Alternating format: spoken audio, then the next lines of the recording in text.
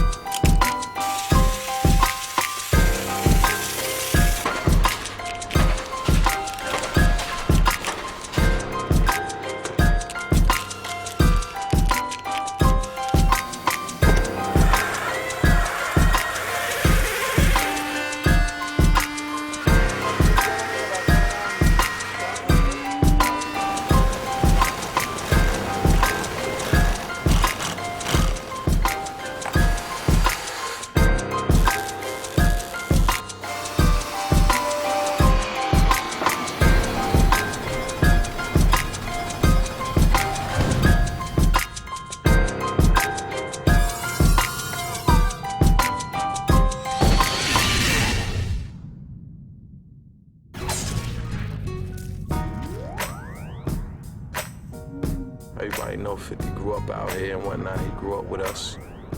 We know him. He was a big figure out here. I can't even say he was soft, you know. 50 was never soft. I'm never here to shit on his name in that sense that he's soft and whatnot. But we on 161st. This is a spot where 50 got shot at. This is his grandmother's house and whatnot. Coming up towards your right. This is the house to your right here. It's not a music beef. This is what people have confused. They think, oh, it's publicity. These niggas is in magazines talking about, oh no, it's not that. One of the most volatile neighborhoods in America, Jamaica, Queens, is known for its ruthless streets. But alliances made in the street game can become beef when those that make it out distance themselves with those they leave behind. With a street reputation, Bangum Smurf, whose son's godfather was 50 Cent, acted as 50's friend and confidant. The beef started with my homie Bangum Smurf. As you know, he's incarcerated. Smurf was 50's everything. His shooter, his protection, his standby guy. He opened doors for him, everything. That was his heart. While 50 was becoming a superstar, Bangum Smurf was arrested for reckless endangerment and criminal possession of a firearm. So when he got locked up, his bail was $75,000. Now at this point, Get Rich or Die Trying did like $8 million. So, you know, 50 had that money to wipe his ass with. So we just keep calling him, man. We just getting the same answer. So we like, hold on, this nigga went and did things for you, behind you getting shot. My man was the one that retaliated, you know? You didn't go out and grab your gun. You didn't go and say, oh, these niggas shot me, I'm about to go find them niggas. My nigga was in the car riding around. You know what I'm saying? A lot of niggas from the hood was riding around. to take care of that beef for him. He wasn't grabbing no pistol. I feel he a bitch behind that because how you not gonna send money to somebody that did, you know what I'm saying, took care of your business? That's your business. You got shot twice. Smurf didn't get shot. So finally, we get a bail bonds person that says they'll take the house. Smurf's mother's house had to be put up in order to get him out. And $7,500 from his hood niggas. This nigga, I called this nigga when I came out of the pen, right? I'm like, yo, 50 was good. I mean, I'm like, yo, son, what's good? Why y'all niggas ain't come get me? This nigga couldn't even tell me why. He just started beefing like, what, nigga? You running around in town, I'll send you back to the hood to get your mind right. This nigga left me in the hood for 4 months, nigga. How you gonna send a nigga back to the hood to get his mind right? You know what getting your mind right in the hood is? Getting high and tearing shit up. 50 now, this 50 multi-million-dollar character that everybody's thinking he's fame, taking his shirt off, thinking he's cute, is not loyal. So all that money you got, if you don't got loyalty, who's gonna respect you? There's certain people you don't trust, and then there's certain people you do trust. A nigga like Smurf, like he knew Smurf was loyal to him, you know? Smurf would have laid down his life for 50 Cent. Wow. You know? Smurf go against anybody for 50. Even myself, Smurf would have went against me for 50. And not, you know, saying it's a bad thing, because it turned out to be a bad thing, but Smurf is a loyal person. That's how loyal he is, you know? That's just him, you know? He's too kind-hearted and whatnot. Even when Smurf came out on bail, he still wasn't going at 50's head. He still wasn't, yo, fuck 50, da-da. He was just hurt behind it. He was really hurt. He done slept in 50's house to protect him, laying his life down for this man who can't, in return, at least bail him out. You owe your life to Smurf, actually. You know, so we still wasn't gonna say nothing. All right, whatever, 50, da-da. He got on the mixtape. Hey, Smurf, don't think I don't hear you out there talking about me, you little dirtbag. Brush your teeth before you talk about me. I'm like God to you niggas. I'm like God to you niggas. I'm like God to you niggas. I'm like God to you niggas. I'm like God to you niggas. You ain't God, nigga. That's why I dropped What's Beef. I ain't gonna fuck about anything else he said, but that What's God shit really touched my heart. Smurf is heated now. It went from being hurt to being mad, and that's when it all flipped. Acting as Smurf's mouthpiece, up-and-coming rap artist Domination shot back with "Can't Teach Me How to Stunt." You ain't letting no cats kill. 50 lay up the steroids and Prozac pills. You bastard, that shit is over, Doja. Y'all sons ain't no motherfucking G-Unit soldier. You call bulletproof. At Summer Jam 2004, 50 played in his hometown of New York. Bang'em Smurf and Domination were in attendance. We went to Summer Jam, 20 deep. We went there to just make a statement. We here. Anywhere you go, you can't escape us. When we came out on the stage, we was already here. Fuck G-Unit. We were on the left side. And 50 stayed on the right side the whole time. He was like trying to ignore us and whatnot, but it just got to him. You know, 50 has an ego. So once something really touches his nerve, he wants to do something to touch your nerve.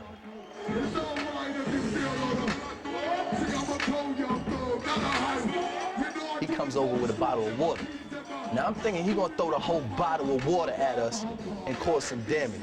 This bitch nigga opens the bottle and throws the water out on us. So Smurf jumps over the barricade. When Smurf jumped over the barricade, security rushed him. My homie True, that's locked up right now, grabbed a chair and flung it at 50. Boom! So once one chair flew, you know, 20 chairs flew behind him.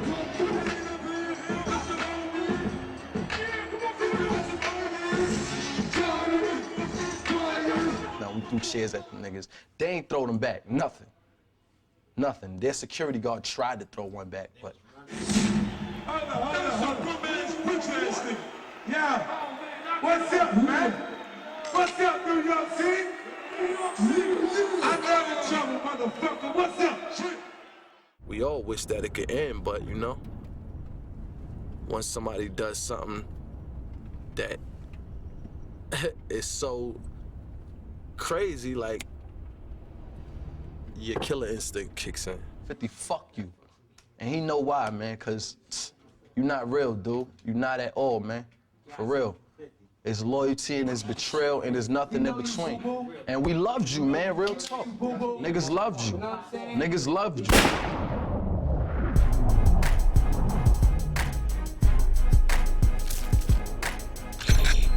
One day I took my guy to the phone booth to use the phone, right? We was in the older Lincoln and shit. I had some jewelry on and shit. And we pulled over, you know, I'm sipping a little something. So he using the phone, I'm noticing he talking to one of his homies now as I pull up and park. So he come back and he come to the car and he was like, yeah, man. And I'm thinking he finna introduce me to his guy or something. So he like, yeah, T, man, just go and give it to him, man, give him something. I'm like, man, what are you talking about? So I look. The nigga got a big ass, I don't know what the fuck it was, 4.5, some type of big ass strap, man. Big ass police looking pistol, you know what I'm saying?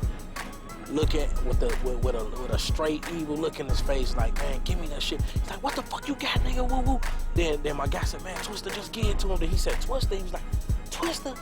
Man, my fault, man. Twister for real. He was like, man, I just got out the county, man. Woo, woo, woo. Man, my name Capone, man. My fault. But man, Red, I had you, Red, man. Man, I can't even do that to you, Twister, man. Put the strap in his pocket, broke down to his knees, started kicking his rhymes for me and everything. Gave me his number, told me he was gonna call the studio and everything. He was like, man, I can't do that to you, man. I got too much respect, man.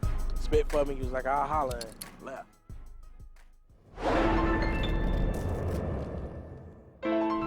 LA and New York may have had a head start in hip-hop, but by the late 90s, the whole country was getting into the act. Without the support of the music industry, many of these artists became entrepreneurs, creating their own style and sound.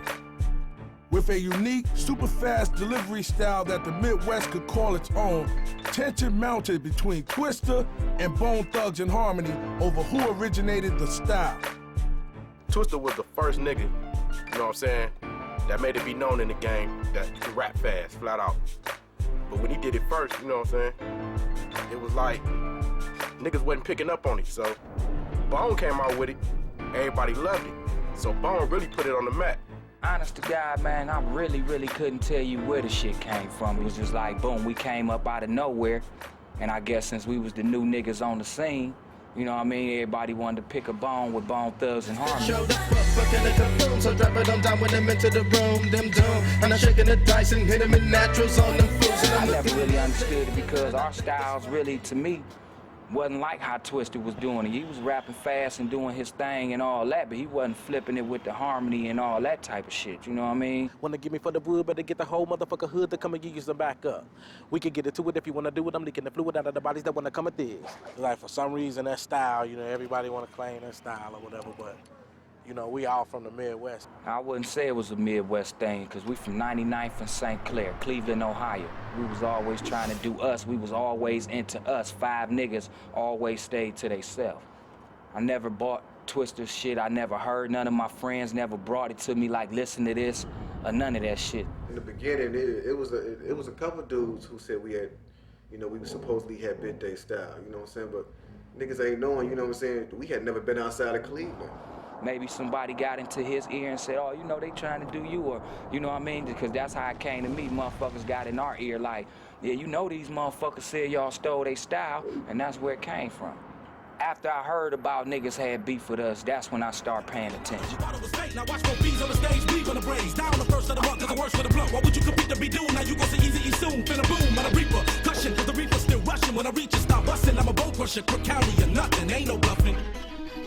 If you look at the game from 1994 on, Bone Thugs and Harmony came with that staccato, rapid fire, you know what I'm saying? From what I know, from what I heard, Twista was just going straight down the line. He wasn't pausing, boom, boom, boom, boom. You know what I'm saying? He wasn't flipping, we wasn't flipping it the same. Feeling the strip for the rump, step bump, hit a funk, get a jump at the dust. This feel just be thugging, straight buzzing, loving your peoples, cause we so real. Chill, better bring your weapon. It never got personal with me and Twista, you know what I'm saying? Cause like I say, when me and him met, it was love, and we kicked it like that. Shit, I drove out to his homeboy city, you know what I mean? Me and my wife drove out there, kicked it, me and her by ourselves, you know what I mean? So I was thinking like, I ain't know if it was gonna be beef or these niggas was setting me up or what. We had a mutual friend. It's like, you know, niggas all mad at each other, and then somebody come up and say, man, I'm kicking it with Lazy, woo, woo, woo. And it's your boy too, and he got money, and he like, shit, okay, fuck this.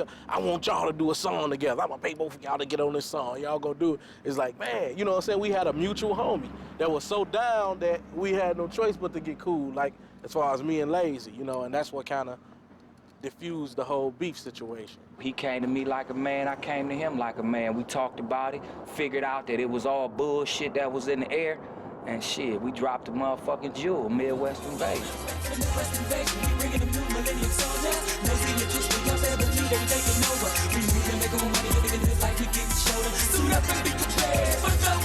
The Midwest Invasion squashed the beef and became an instant classic. I love that nigga like I love my own brother, you know what I'm saying? And of course, if we can do some music all day long, that's what we here for. When you get older, you always look back and be like, man, we was some stupid motherfuckers, man, fighting over that dumb shit. Who can rap better, who can rap faster?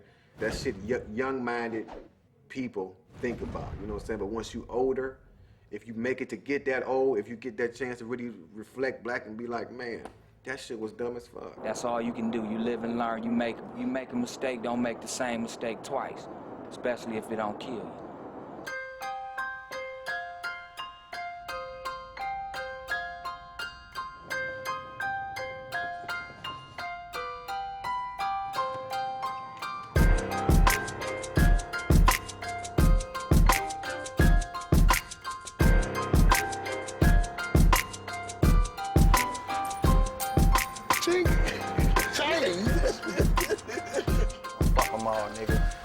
What you can do, suck a nigga dick. Any motherfucker got a problem with Nelly, they got a problem with me. And don't no motherfucker wanna see me and my comrades in these streets.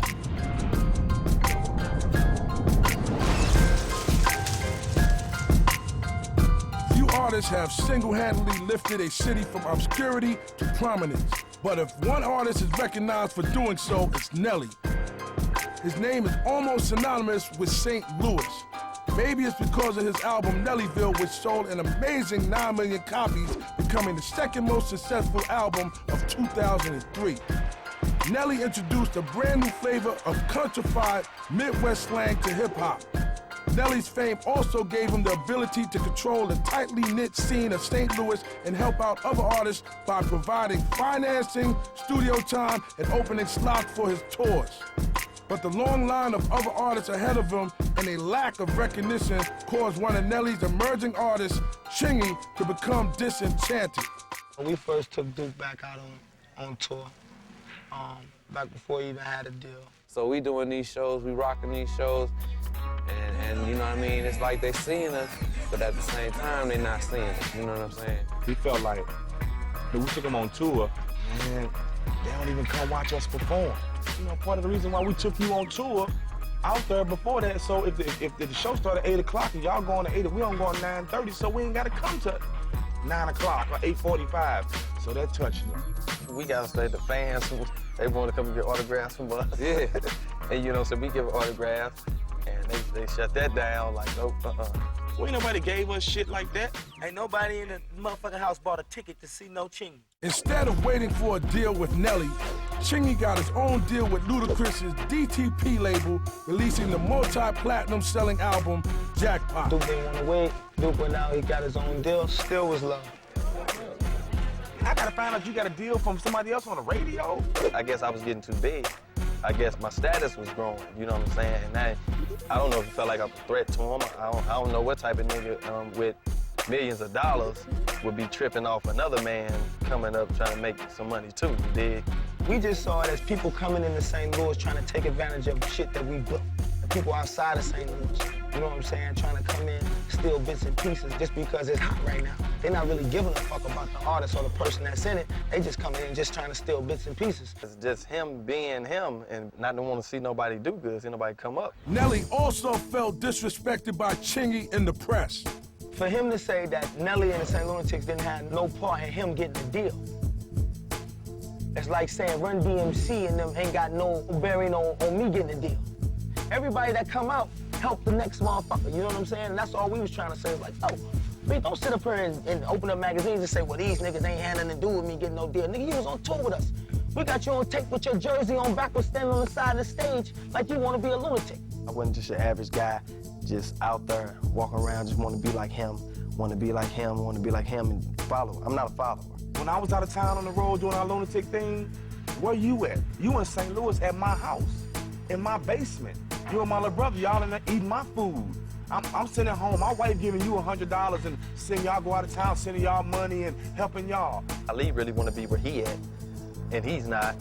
He sucks, so he feed a lot of bull crap and put it in his mind and have him thinking different things. The beef began to escalate when Nelly, on his 2004 album Sweat, released the track Another One, a backhanded form of flattery which was meant to remind the younger artists who came first. Everybody come to me like, you heard Nelly diss you on the song?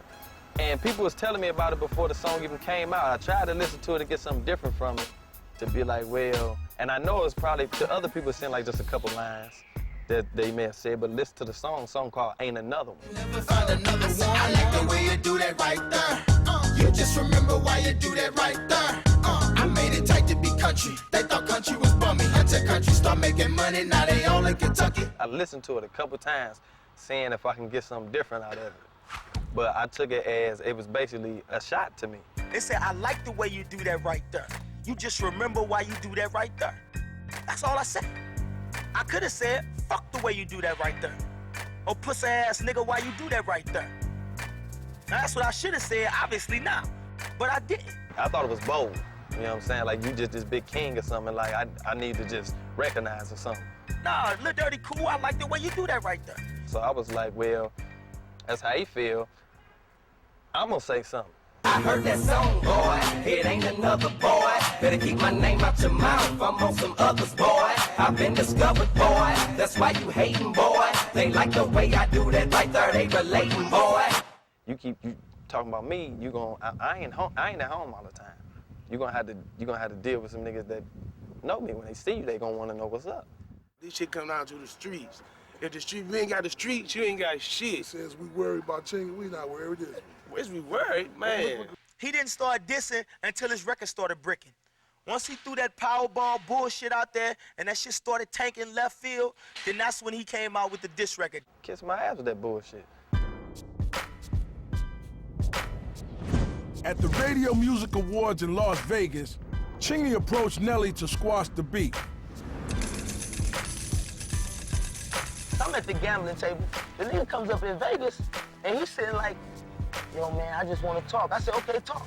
We didn't get nowhere in Vegas. When we was talking, it didn't get nowhere because he want to be this big boss sitting up there with his cigar and keep telling me I'm not listening to him. Like, you know what I'm saying, at this crap table. And first thing you always say is, yo, I want to talk to you by myself, just me and you. You know what I'm saying? I don't want this around, I don't want that around, I don't want this around, this around.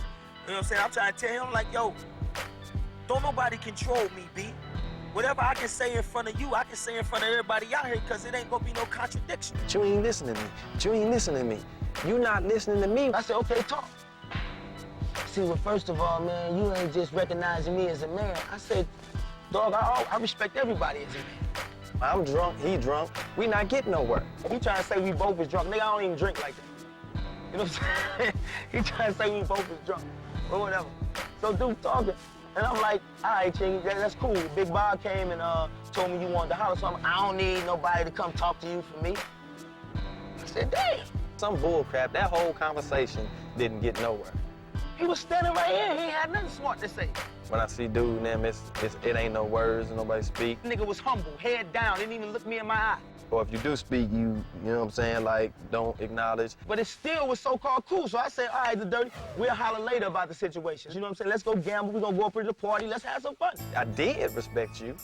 I used to shout the niggas out in interviews all the time, like, right on to Nelly and them for opening the doors, this and that. Nobody recognized that, though. And don't let me forget my homeboys, neither. Nelly, Keywan, Murphy. Without them opening that door for St. Louis, I probably wouldn't be here. You know what I'm saying? They came through the door, I'm coming through the windows. He's playing, he's fishing right now, you know what I'm saying? He got his mama calling up to the radio station. He got his daddy calling all around town. Everybody calling us, telling us to chill the fuck out. But it ain't us who's doing it, you know what I'm saying? It's his son, it's their kid that's doing this. You're looking at a chameleon. We saw three faces on Duke. We saw the humble face, we happy to be out here on tour when we first got him. We saw the nah face, I got my deal, fuck you niggas. And now we seeing the, damn, I'm fucked up right now, man, let's just end this shit face. Chingy also challenged Nelly's claim of originating dirty. He didn't start the word dirty. He think he started the word dirty, but he didn't start the word dirty. Shit, I got cousins and me and everybody 10 years ago used to say dirty. That's any rap in St. Louis right now on current. And trace anybody back from when the St. Lunatics first came out saying the word dirty. Trace them. I bet you don't hear dirty and nobody rap. Nobody. None. He came out first and put the Lou on the map. We respect him for that. Okay, you did that. You know what I'm saying? But you're not finna, don't try to take all the credit like you just started everything and you this big fucking king of St. Louis. It's not. You not. I came up with the word dirty. St. Lunatics is repping dirty first. As tension began to heat up on the streets of St. Louis between the Chingy camp and Nelly's dirty ENT camp, Chingy knew there was one man who could reason with both artists. Like, my peoples is his people. Like, he got a cousin that's like my cousin that be with him all the time. Chingy mentioned MJ and Goo. I raised the little dude since he was 6. And I talked to him, and you know what I'm saying? And he be like, look, H, I'm gonna talk to little cuz. Man, my little cousin, a grown man, and he a thinking man. He just, you know what I'm saying, no guy that I heard. He a thinking man, you know what I'm saying? Yeah, he'll talk to this man. Why we gotta sit down and make it over? We men. It's over. I give you my word, it's over, it's over, it's over. Bam. You wanna sit down and have a kumbaya? Although Nelly is resistant to having a sit down with Chingy, he did call for an end to the beef. If it gets squashed today, whether it gets squashed tomorrow, it'll be squashed. It's squashed. Don't nobody do nothing. Dirty ENT don't move. You City don't move. Wellston, y'all be cool. Everybody chill. You're hearing it from us right now. It's all. We good. We straight. Everybody chill. We good. We chill. He go his way, we go our way. Go our way. You know why? I'm a rider. I'm a Clover G, nigga. Death before the sun, nigga. I'm a rider. What's beef? Beef is when a nigga like you can't sleep. Wake up with no appetite and you can't eat. Better look both ways before you walk in the streets. Nigga, that's beef. What's beef? Beef is when a nigga like you can't sleep. Wake up with no appetite and you can't eat. Better look both ways before you walk in the streets, cause you don't wanna bump heads with a nigga like me. Down south, you know, we don't have all the record labels, the Def Jams, the Sonys, the Universals. You know, people in New York, artists that are from the East Coast, I mean, shit, you can just wake up and walk down the street and see Def Jam. Down here, shit, you gotta catch a flight. Already we got people in the North feel that they're, you know, superior, they're intelligent, and people in the South are dumb and slow and don't know anything. So, you know, definitely, I mean, people in the South work harder. Leaving the club drunk, I'm 3 cars behind. And I don't need no help when I handle my biz. Damn, you rap niggas be on my dick more than my bitch. I'm not a cupcake, nigga. I'm hard as a rock. I'm like Pac, I got shot. Then I checked myself out. The doc told me to get rest, but I went to the lab. I'm hitting you with an uppercut. You shouldn't have went for that jab. Now my whole state pissed, cause you don't know who you diss. You diss me, then you diss the whole screwed up clique, bitch. Those artists go through so much down there, and most people don't see it unless you're down there. They can't break a record on the radio. They have to go to the club and get that record popping in a club, and that's almost impossible. Just imagine going to New York and every club you have to get that record spun. I don't think the forefathers of the South definitely don't get the credit they deserve, you know what I'm saying, for what they do, period. You know, that's life. I'm a quiet nigga, but I let my guns talk. And you don't want too many bad words coming out. We don't get the same opportunities that other places get, but it ends up being a blessing because we know our business. We know retail because most of the rappers that own record stores. You know what I'm saying? We know I'm my own producer, not because I wanted to be a producer, but because I couldn't get no beats from nobody else. As much as they have to work harder to get their spins or, you know, get their record broken, they get so much more of the returns because they're independent. While people up north were saying, please listen to my demo, niggas down here were saying, I go in the corner on Boulevard, open the trunk and blast my shit and sell 10,000 units. I ain't the nigga to start trouble, but I know how to end it, and I don't play by the rules, dog. I know how to bend it. Real niggas respect me. They know I ain't no hoe, but it ain't take me 4 videos to go. Damn. All the different things that, you know, I guess, would be looked at as things that are connected with that adversity. They're actually a blessing and make us strong. You can't eat. Better look both ways before you walk in the streets. Nigga, that's beef. What's beef? Beef is when a nigga like you can't sleep. Wake up with no appetite and you can't eat. Better look both ways before you walk in the streets, cause you don't wanna bump heads with a nigga like me. Violence has often been a consequence to settling differences among artists involved with beef. Artists now have to employ measures to secure their safety. Some choose to surround themselves with large entourages, others choose professional security, sometimes employing off-duty and retired police. Others feel it's necessary to carry a weapon and protective armor. And some artists have decided to forego these security measures and travel solo, leaving their destiny to a higher power. That's why I walk around the way I do, man. I don't be worrying about none of these motherfuckers, man. Word up, man. God is my motherfucking bodyguard. Word to mother. For superstar artists engaged in beef, homes become fortress with sentries on the lookout. Leaving the house means traveling with armed guards in black suits and cars becoming armored vehicles, capable of withstanding attacks from gunfire and explosives. History has proved that record sales increase with artists engaged in beef. But with so much that can be lost so quickly, is it worth it? I could have a whole army. Y'all could surround me out here with tanks. And one motherfucker walk right across that tightrope. Black's down. He's down. What the fuck? What was all your protection for? What did it do? What? A nigga still walked past that tightrope and hit me in the head 5 times. Any nigga that walk around talking about, I don't need no bodyguard, blah, blah, blah, blah, this, blah, blah, that, nigga, you a fool. And that's why niggas get killed every goddamn day, cause they stupid. I be arming up, that stuff, all that shit, you dig?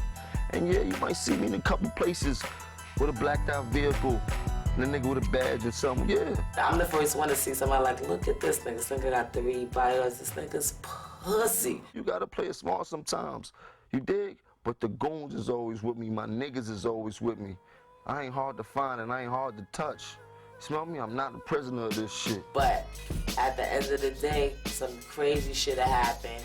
And you'd be happy, like, yo, thank God, because if this wouldn't happen, this could happen. I think if most guys really thought of that, if they didn't think they would be surrounded by bodyguards and, 20 homies and so on and so forth, a lot of these guys probably wouldn't say the things that they say. They would be a little more mindful if they knew that it'd be a one-on-one situation most of the time. I run my shit like the mob. Like I'm the boss. Straight up Clover G boss, you see it. It's 5 underbosses. It's 50 niggas with 4-leaf clover chains in America. Spread it out. So, I'ma leave it at that. If you supposed to be so gangster and all this, you don't need no police. All you need them cannons. But the cops ain't gonna do nothing for it. They gonna let you get hurt too. Cause the cops only gonna allow you to do a certain thing. The bodyguard has actually caused problems where they're too violent, pushing people out of the way, not being respectful to others, and have actually, shall we say, heated a situation that could have been nothing more than just a simple walk by of an individual. If you got some chemical juices down for the team, you ain't got to worry about no police. I don't. Ever since NWA's Fuck the Police and Ice-T's Cop Killer, hip-hop artists have expressed their frustrations with police. Today, hip-hop artists sometimes have to protect themselves even from those empowered to protect. You don't put your fucking hand on me, you know what I'm saying?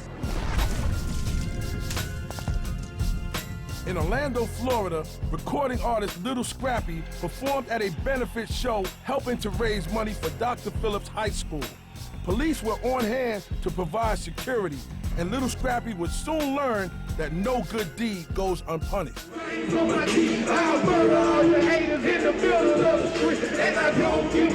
event was to give back to the kids, you know what I'm saying? It was in the school auditorium, and when I was doing it, I was crunk. I got them amped up. Wasn't nobody on the floor at first. When I came up, that's when everybody rushed to the floor, and it got packed, like suicidally packed. Like I couldn't even see impact, you know what I'm saying? Like, I'm like, damn. I'm up there just doing my shit, you know what I'm saying? We so ahead, but jump out in the crowd. What's a show if they can't touch you? Then you just a uppity ass motherfucker.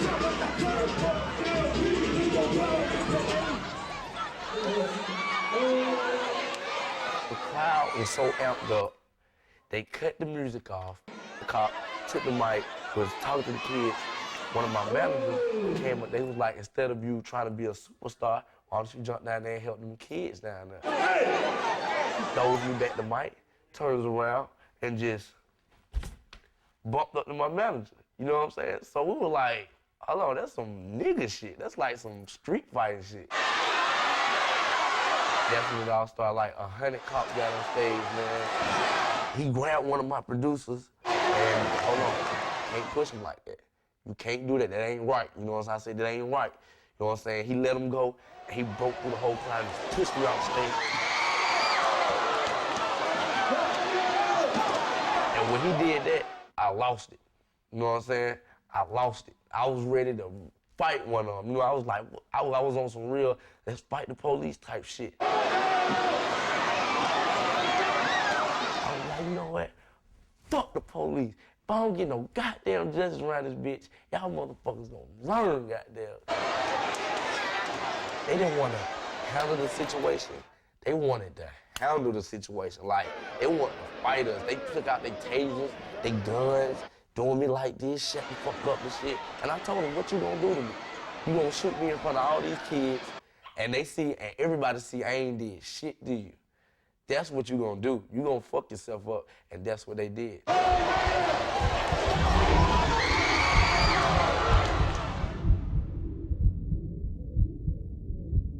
The Orlando Police Department claimed that Lil Scrappy was warned not to use profanity and was not allowed to remove his shirt. Officer Richard Bailey Jr. claimed that the men on the stage were attempting to invoke a riot response from the crowd. It was so humiliating the way it went down. Lil Scrappy is now engaged in a lawsuit with the Orlando Police Department and arresting Officer Richard Bailey Jr. and is seeking $250 million of compensation. Nigga, my back hurt, nigga. Ouch. Mixtape DJs have been around almost as long as hip-hop itself. But recently, mixtape DJs have taken this underground art to mainstream popularity.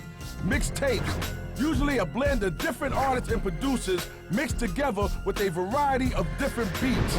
Mixtape DJs have elevated the art by incorporating audio bits and sound design. The arrangement of the mixtape speaks to the personality of the DJ. As hip-hop comes full circle, today's mixtape DJs have the power to break new artists as never before. But along with this newfound power comes responsibility.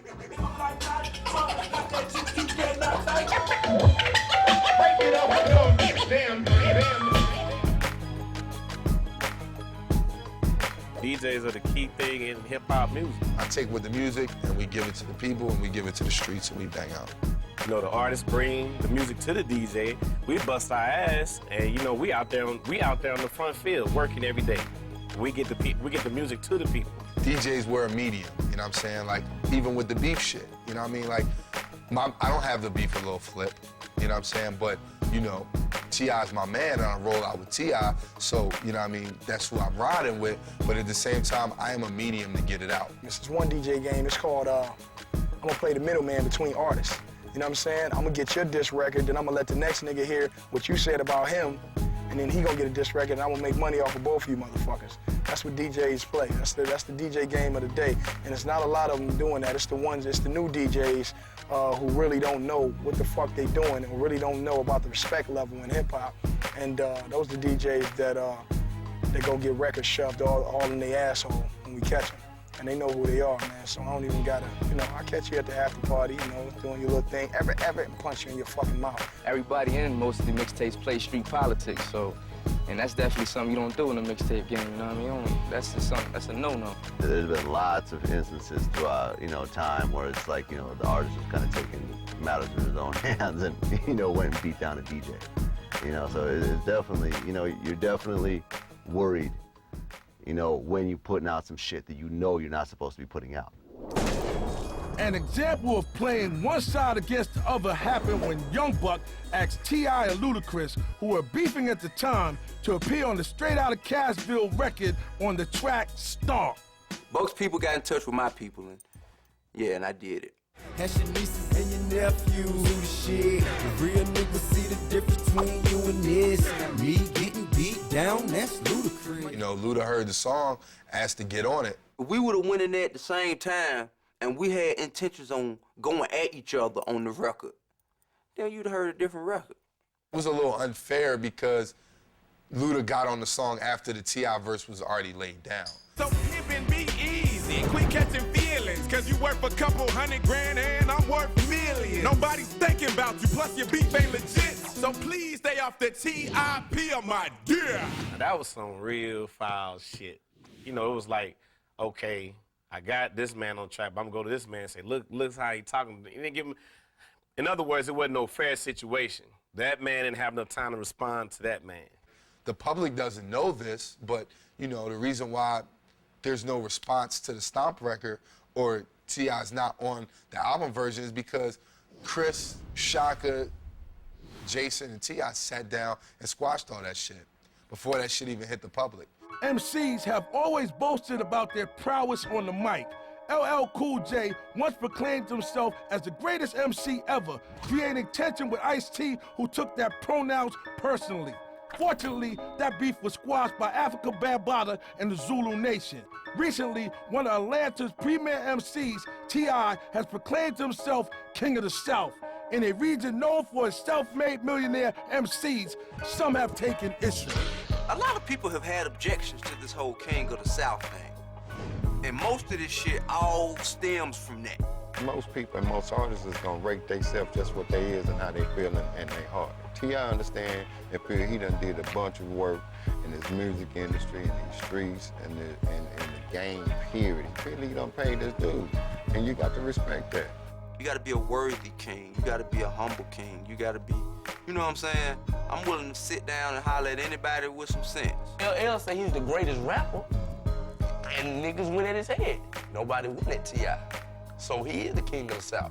I don't feel like I'm better than nobody else, but at the same time, I feel like I feel like I have a lot more talent and a lot more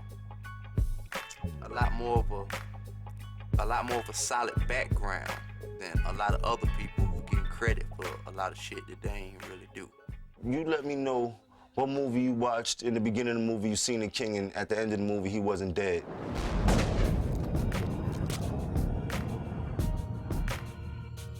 I met the dude. We had a Source photo shoot backstage. And I see Flip in New York when we were shooting the cover for the Source. I was late because I was getting my hair braided or whatever. You know what I mean? So they let people come in my trailer. I don't let no motherfuckers come in my trailer. It's mighty hoish of him to let somebody just basically like take your space, because I spent way more time. We were smoking, drinking, kicking it, chilling on the trailer, me and my partner. Producer Nick Fury asked T.I. to do a verse on Little Flip's Game Over remix. While at the photo shoot, T.I. discussed doing his verse. I had spoke to Flip, I had spoke to Columbia, just off of this man's merit, because I know him and we cool. He produced the song, and he asked me to do a verse for him for the remix. So I did it. I appreciate, you know, I mean, you did a verse, but hey, I didn't already did it, so I told him he couldn't be on the remix. And after that, he went to jail. We shot the cover over, got out of jail, and I was on the cover, and it's jealousy, man. Soon after the Source photo shoot, T.I. was arrested for a parole violation for crack cocaine possession and would spend the next 9 months in Fulton County Prison. T.I. was locked up, you know, earlier on in the year. He was locked up, so Flip was getting it. You know, Flip really was shining while T.I. did some time.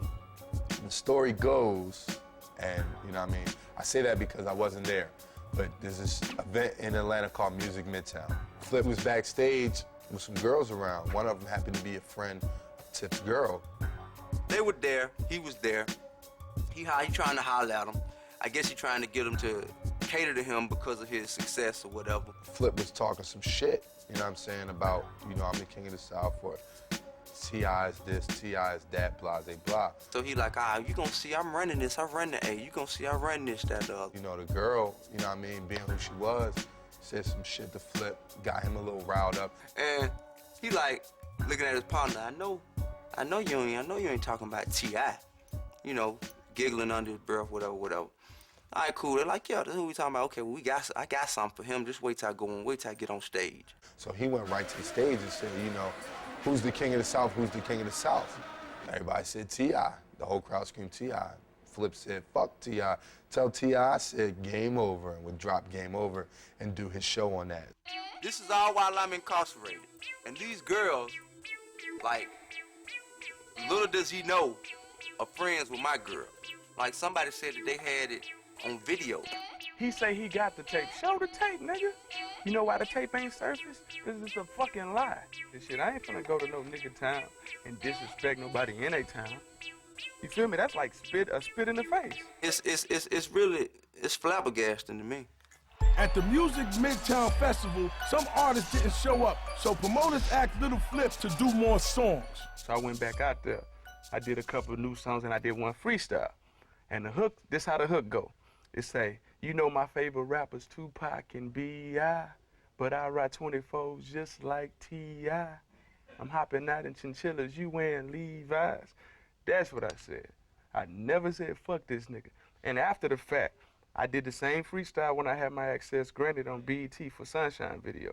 You know my favorite rappers Tupac and B.I., but I ride 24s just like T.I. Same freestyle. To let motherfuckers know. If I would've dissed a nigga, why would I get a nigga a shout out? See what I'm saying? He a big liar. Habitual. The man. I'm a man, dog. If I say something about you, I'm gonna say I said it. If I'ma disrespect you, you know what I mean? What the fuck I'ma do it in your time for?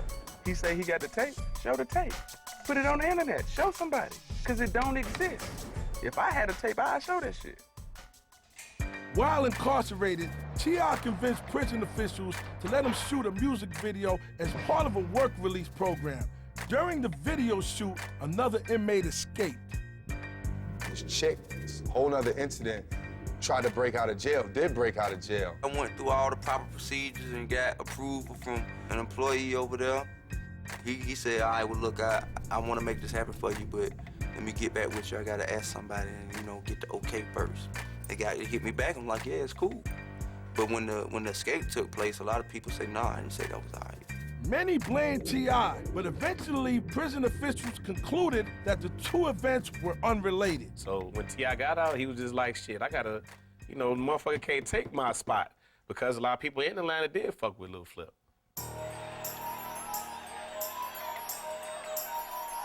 Well, the birthday bash is really where the impact started. T.I. wasn't on the bill for the show. He was the headliner, but he was a surprise guest. So we set up and everything, like shit was over. I remember we was on stage, I was setting up the instant replay, and the crowd was just like, T.I., T.I., T.I. So everybody knew he was coming. So we just started off with Welcome Back. We just brought Welcome Back right on. Miss me while I was gone, now I'm back in the zone.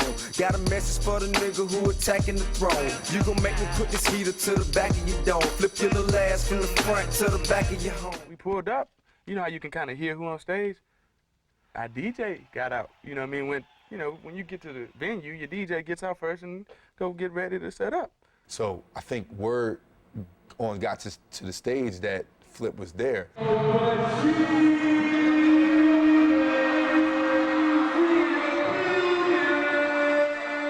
His pops was at the car, and his DJ Dimp was at the car. You know what I'm saying? That man was trying to get to no damn stage. So he's like, oh shit, this nigga trying to diss you. What the fuck? So we, oh really? Well, what's up? But shit, let's go check. What's up? Look, Flip, I heard you in the house. Bring your punk ass guy to the stage. Has anybody seen Lil Flip lately? I'ma tell you what, Flip. Pussy nigga, I'm the leader of the troops. You just following suit. I got a question for anybody following you. What kind of nigga take a picture in a Lucky Charm suit with a lollipop chain and some leprechaun boots? So Tip wasted no time. Like, he was it. He was like, all right, fuck it. Wherever we at right now, we gonna go into this. Flip, I heard you was in the building. Bring your ass out here. Bring your punk ass out here. Tell the people what you been saying about me while I was gone. I mean, that's when he brought out the pictures of Flip in the leprechaun suit, you know, a real Jay-Z Hot 97 move. You know what I mean? Which was a good look. Like, you know, like you can't, as far as entertaining, like it was classic. Tell that fuck boy I say it in my face. And if he got something else to say, tell him I say, look what I got, nigga. Look at God, man.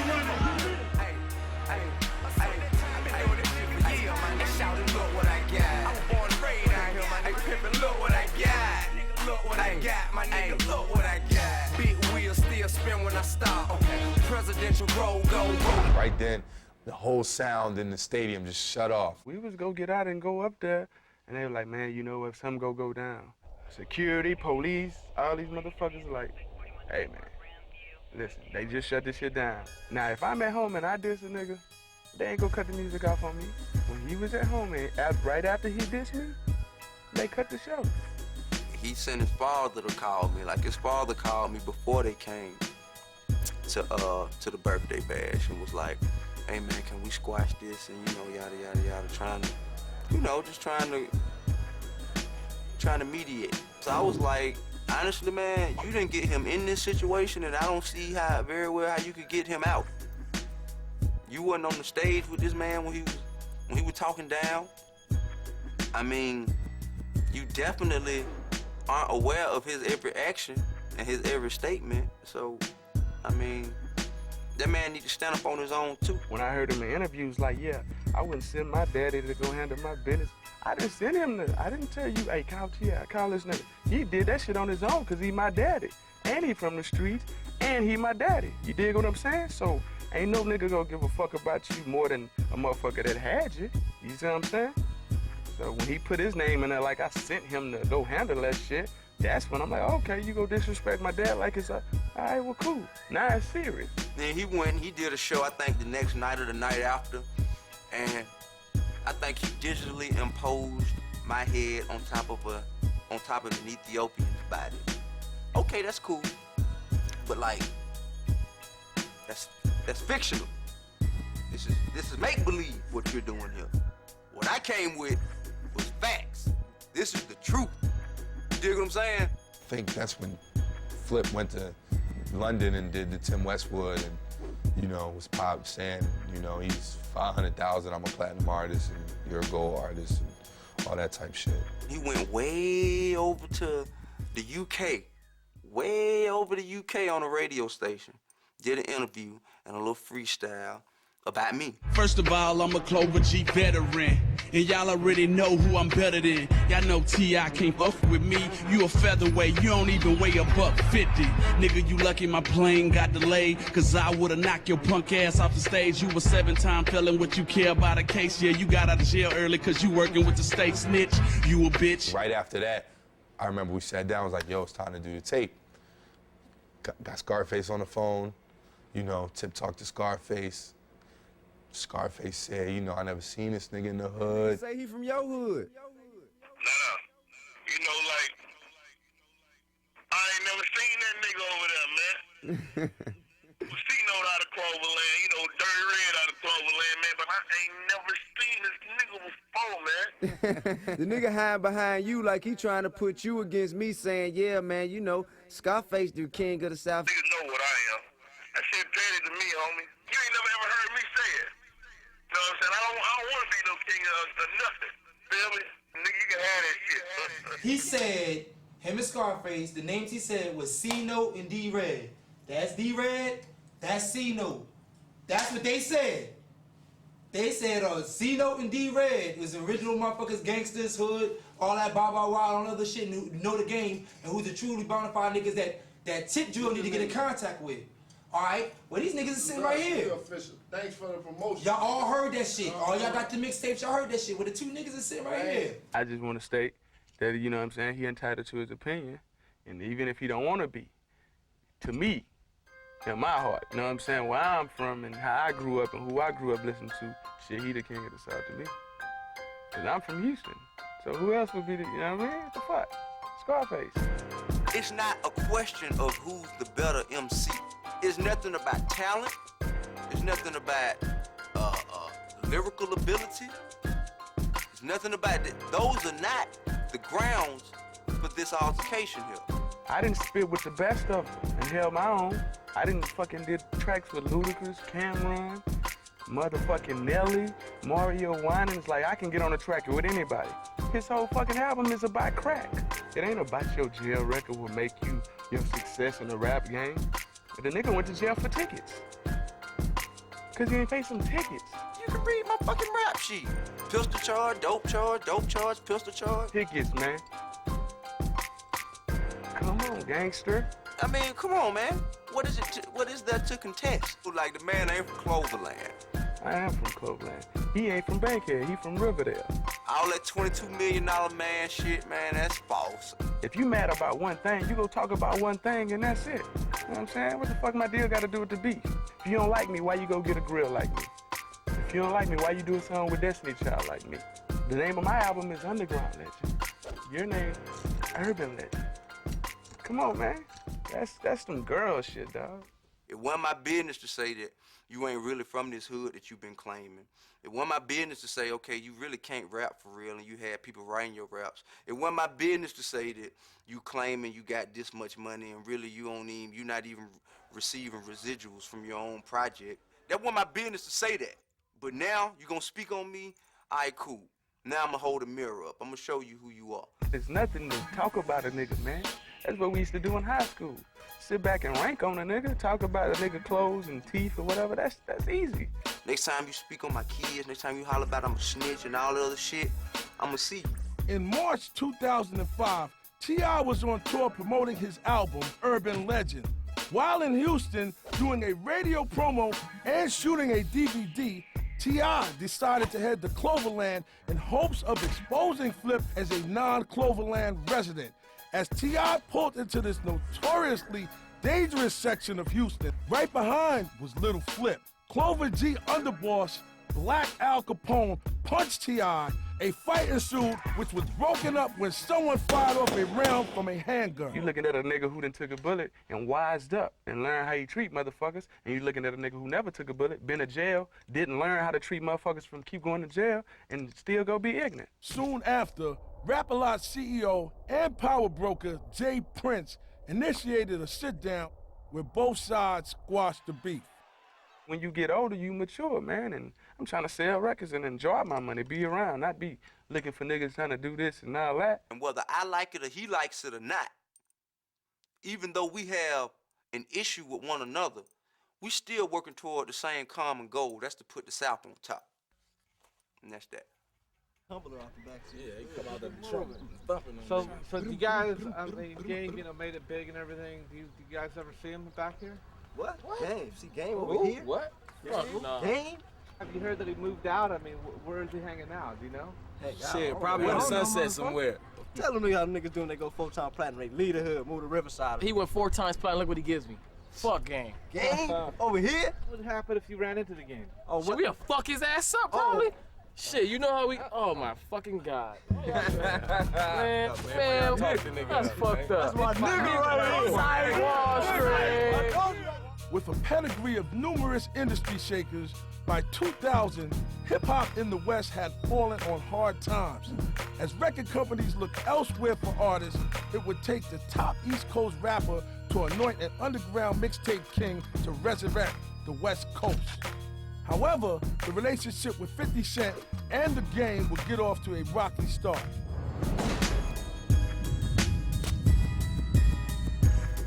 Get a call, I look at my next tail, and it's 50.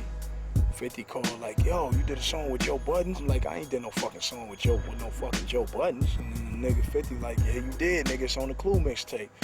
I'm like, yo, I got that mixtape. I'm gonna call you when I get in my car after I listen to it. But I'll always be LA's king, like Gretzky with a pump the size of Joe Pesci.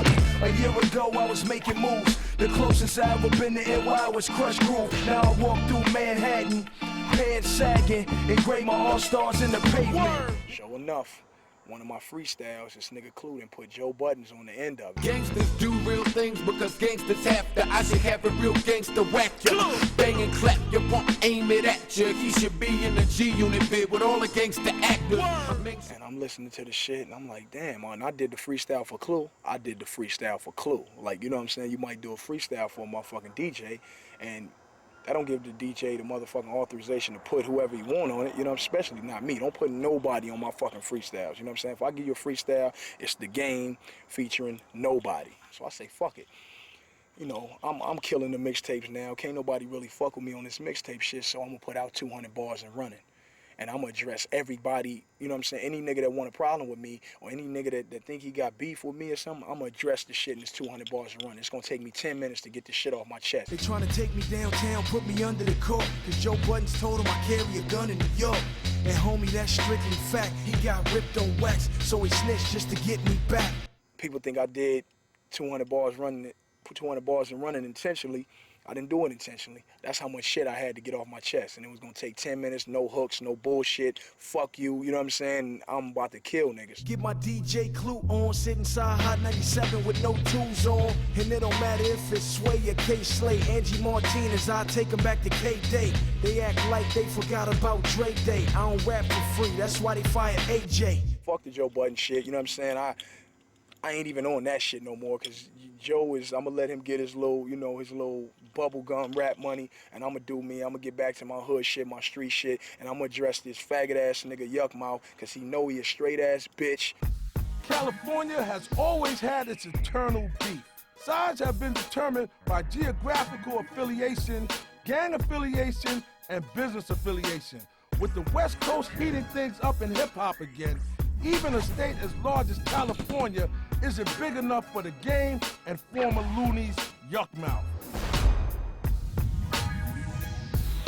Hey, this shit make me laugh to this day, man, because it's really for nothing, you know what I mean?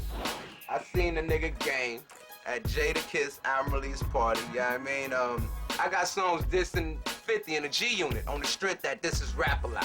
You know what I mean? Jay Prince fucks with Suge Knight, he fucks with Irv Gotti. You know what I mean? That's our family. So you dissing the fam, I gotta go to war for that. On a mixtape track, He Ain't a Thug, Yuck Mouth dissed 50 Cent. Got shot 9 times. That nigga need a hug. Got beat up at the club. That nigga need a hug. Look at my spinning piece club. That nigga need a hug. That nigga ain't no gangster. That nigga ain't a thug. So I know niggas done heard these songs, and I know he just became a G Unit nigga. So I'm thinking all this shit in my mind while in the club. I'm like, let me check this nigga temperature, see if I gotta watch my back. I extend my hand. He shaking, you know, I pull him close like, yo, I'm Yuck Mouth. He like, yo, I'm feeling your shit. I'm like, I'm feeling your shit too. Boom. You know we beefing with 50, you feel me? He like, oh, man, that's between y'all, man. I'm over there getting paid, man. I'm like, you know what? I respect that. Get your money, my nigga. Then he said, yo, Bang 'em and them talking about me. They say your name on the song. I said, yo, I ain't heard that shit. But until then, do your thing. We got to bring the West back. Boom, gave him pounds and I got up out. I hate when motherfuckers just act like that, man. I hate when like, you know what I'm saying? Cause I'm on some, let me bring the West Coast back. Yuck Mouth is one of them West Coast MCs like that I thought was underrated and could possibly be something one day, you know what I'm saying? Until I found out he was a straight fucking faggot. So it get to me, my camp calling me like, yo, the Game checked you at the club? I'm like, what? You know what I mean? Check me? Where this shit come from? If he would've checked me, I would've called my niggas the next day and said, yo, be cool with Game and just ride on them niggas. I don't fuck with niggas, I don't battle niggas, I don't beef with niggas, I don't start shit. Unless I hear my name or unless a nigga calling me out, then I'm coming. I am the Bay. E40 is the Bay, Too Short is the Bay, but I am the Bay, nigga. So how you gonna go against that and we put you on? I got a lot of love for the Bay Area, you know what I'm saying? I started my career in the Bay, Fillmore, motherfucking Sacramento, Oakland, all them niggas up there I fuck with. Both of them is talented. They both got talent. Why in the fuck is you mad at him? In the tradition of Ice Cube, the Game jacked Yuck Mouth's I Got 5 on it and dissed him with I Got a Mill on it. Well, hold on. What you say? Game got a song dissing you over the 5 on it beat. I said, play that shit. G-Unit, bitch, let me show you what blood bout. When my blood pressure rise, I bring the bloods out. Put the barrel on his neck, blow his guts out. Now that's what you call a Yuck Mouth. It's like we West Coast niggas. Now, it was cool you beefing with them. You know what I mean? They East Coast niggas, you on this side. It's like, come on, do your thing. We rooting for you. But then you want to diss on us? It's like, come on, nigga, what the fuck are you doing? So I write the quickest rap I ever wrote, got in this booth right here, you know what I mean? And laid the shit and put it up on the forum, just like how he did it. Yeah, I mean, within 2 hours. Had to be the quickest response in hip-hop. Master biter and game of mark. The stainless heart will rip your fucking brain apart. Trying to tell you at the club, bitch nigga, play your part. You that bitch nigga from Change of Heart. Tongue ring. Game was on Change of Heart. Game had this. Game was on Change of Heart. So what, nigga? I was on Change of Heart, nigga, with my bitch, nigga. With 2 bitches, nigga. I'm a motherfucking pimp / blow your motherfucking brains out, nigga. A mutual friend, Speedy, was able to get Yuck Mouth and the Game to squash the beef with a peace record. Oh boy, your boy Yuck Mouth, you know what I mean? Report live with my nigga Speedy in the Game in the motherfucking building. You dig? It's a celebration. I mean, we squashing that shit for all y'all haters out there, baby. The West Side is connected, you bitch. So a mutual friend that know me and him came through and was like, yo, y'all make a song. You feel me? Y'all make a squashing song. I'm like, yo, I'll lay my part first, you know what I mean? And give it to you. I'm out in the morning, so I gotta do this now. If we're gonna do it, I do it. Boom, I lay my part, and I'm bigging them up. Yeah, what's beef? Beef is for real niggas to squash it and come through in twin SL coupes that's topless. Yuck got the Baylock, Game got Compton. Detox like Doc Dre and Puff Chronic. But perhaps taking cue from what happened with DJ Clue and Joe Button, the Game, getting the track after Yuck Mouth recorded his verse, decided to fire more shots. Yuck Mouth learned a lesson in the art of war. So he get the verse, you know what I mean? He get on there and diss a nigga. Nigga, I don't squash beef for nothing. I squash the beef cause Speedy my homeboy cousin. It ain't about blood and it ain't about Crips. It's about Gonzo riding Yuck Mouth dick. I don't know what to do with this little guy, man. You got a little guy and he got the cute little braids and I like the braids. The braids is, you know, my bitches, they got braids just like him, so I'm familiar with the little extension braids and it's cute. He set me up, you know what I mean? A nigga set a nigga up on some bitch shit, you feel me? I was trying to be a real nigga, you know what I mean, out of everything because it's deeper than me in the game. On some real shit, you know what I mean? It's deeper. It could be the Bay against L.A. I'm back to Yuck Mouth. We cool for now. You can come outside. Ain't nobody gonna shoot you down. Go ahead and live your life. Won't be no gunplay. I'll see you in the streets. You gonna have to fight me one day. So I'm like, okay, man, what the fuck can I do? We gonna do a video for it, you know what I mean? This nigga wanna do the little radio shit. We gonna do a video, and we gonna post that shit up on the forum. Niggas get real offended by the video, because I got a lookalike of the Game in there, you know what I mean, with a pink bandana, the pink tight-ass, gay-ass G-Unit shirt, pink G-Unit tennis shoes, getting chased through the hood, mangled, kidnapped, thrown in trunks, all types of shit. Crack your back when I'm blasting again. Your lungs collapse like an asthma attack. Nigga, I make it hard to faggot rap. Your backbone is D-Mac and your brother, you still got clap. Lay on your back and try to nigga, ain't from the hood. The first album went wood and every week you getting slapped by Suge. Bitch nigga, come to the Bay, man, them texts don't spray. It's like you're boxed in with pepper spray. Nigga, I make it harder and dope phones. You dead wrong, nigga, saying yuck ain't safe. From E1 fold to the Shaw, it's the price on your face. You bitch. That's real hilarious, you know what I mean? But niggas in this hood, you know what I mean, was like, yo, nigga, I wanna kill this nigga, you feel me? And it's like, come on, man.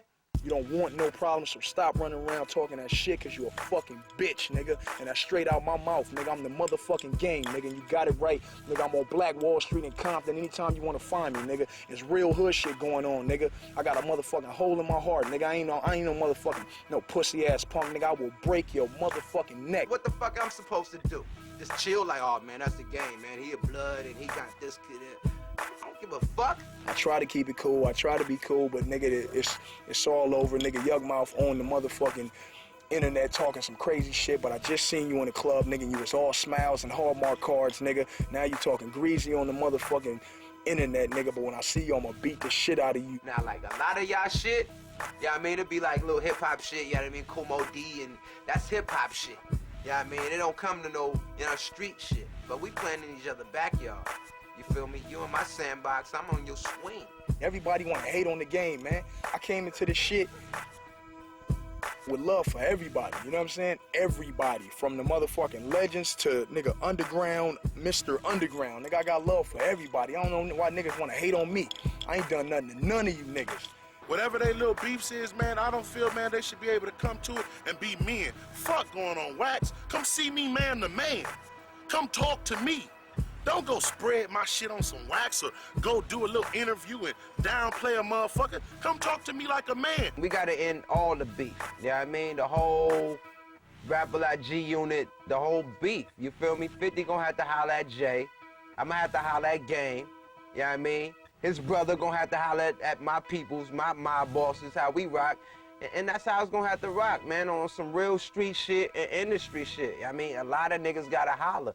50 Cent's protege, The Game, released the documentary, which became an instant platinum seller. However, as record sales were soaring, rumors circulated that these two artists, known for their beef with others, were now pointing their aim at each other.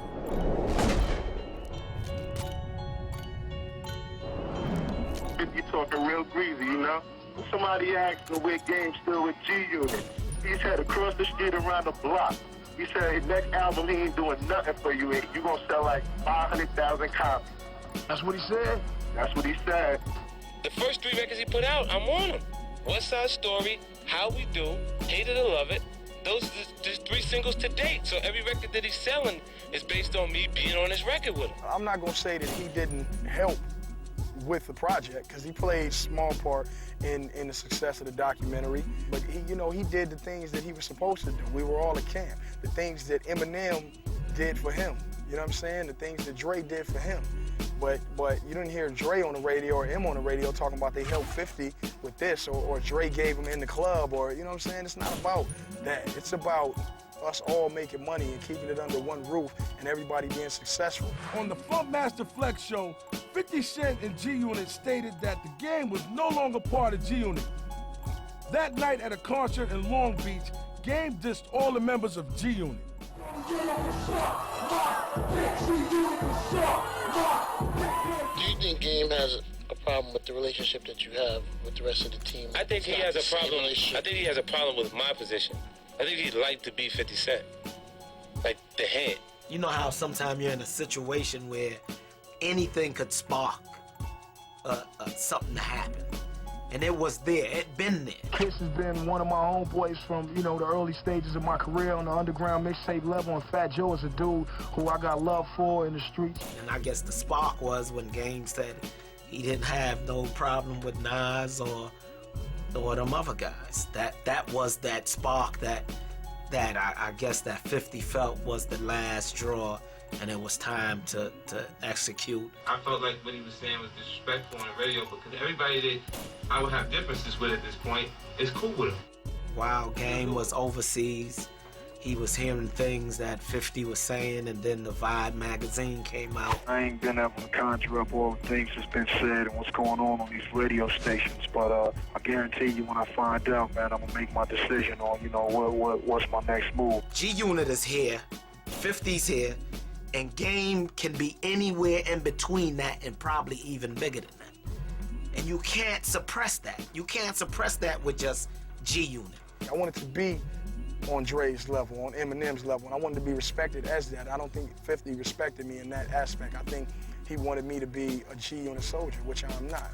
He got a whole coast that he represents, so it ain't the same thing. These ain't no guys out of your neighborhood in Queens. This is a guy who has a whole coast that didn't have anything for 10 years. I don't even know how this whole beef came about with me and him, because we're all under the same roof.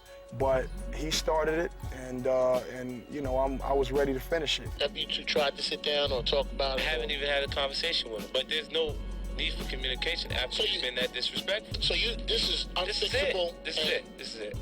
Many industry figures felt the beef was nothing more than a way to promote record sales. However, on a cold day in March, those industry figures would be proven wrong. Well, a member of 50 Cent's entourage is recovering today from a gunshot wound. The 24-year-old Los Angeles man was reportedly shot in the leg last night while in the lobby of a Manhattan radio station. We were in New York. We didn't have cars. We just hopped out of cabs, and we went up there trying to, you know, defuse something and talk to a guy that didn't want to talk. You know, he remained upstairs in the radio station and sent security down. Police say a group was exiting the building. They were leaving and they started to argue, and someone pulled a gun. 50 was not injured during the incident.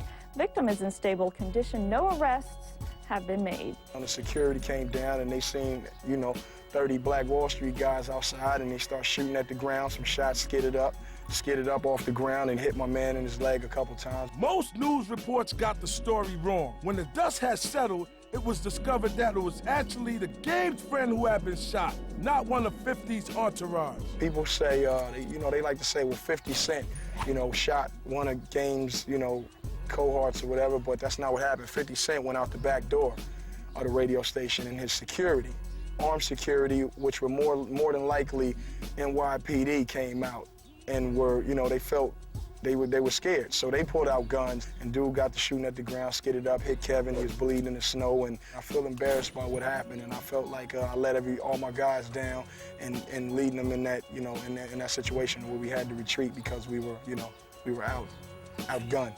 My whole thing to Game was, if we do this, if you do this, we fuck hip-hop up. And it's hard for me to say that because I come from the streets too. And for me to look at Game and say, dude, he shot your friend, but don't do anything. When we come from a culture of, you shoot me, I shoot you back. You kill one of my friends, I kill two of your friends. You kill three of my friends. That's how we understand the resolution of beef. And that's why I have to commend Game, because we talked them out of going that route. With the situation rapidly deteriorating and another showdown bound to take place, 50 Cent reached out to the Game to squash the beef. On the anniversary of Biggie Small's death, the two met up at Harlem's famed Schomburg Center for Research in Black Culture to donate over $250,000 to youth charities. I just want to apologize on behalf of myself, 50 Cent, and to the fans, the radio stations, our labels, and I'm almost ashamed to have participated in the things that went on the last couple of weeks. In the shadow of the untimely death of Biggie, today marks the anniversary of his death. We're here today to show that people can rise above even the most difficult circumstances, and together we can put negativity behind us. I feel like this is an opportunity for people to see us make peace.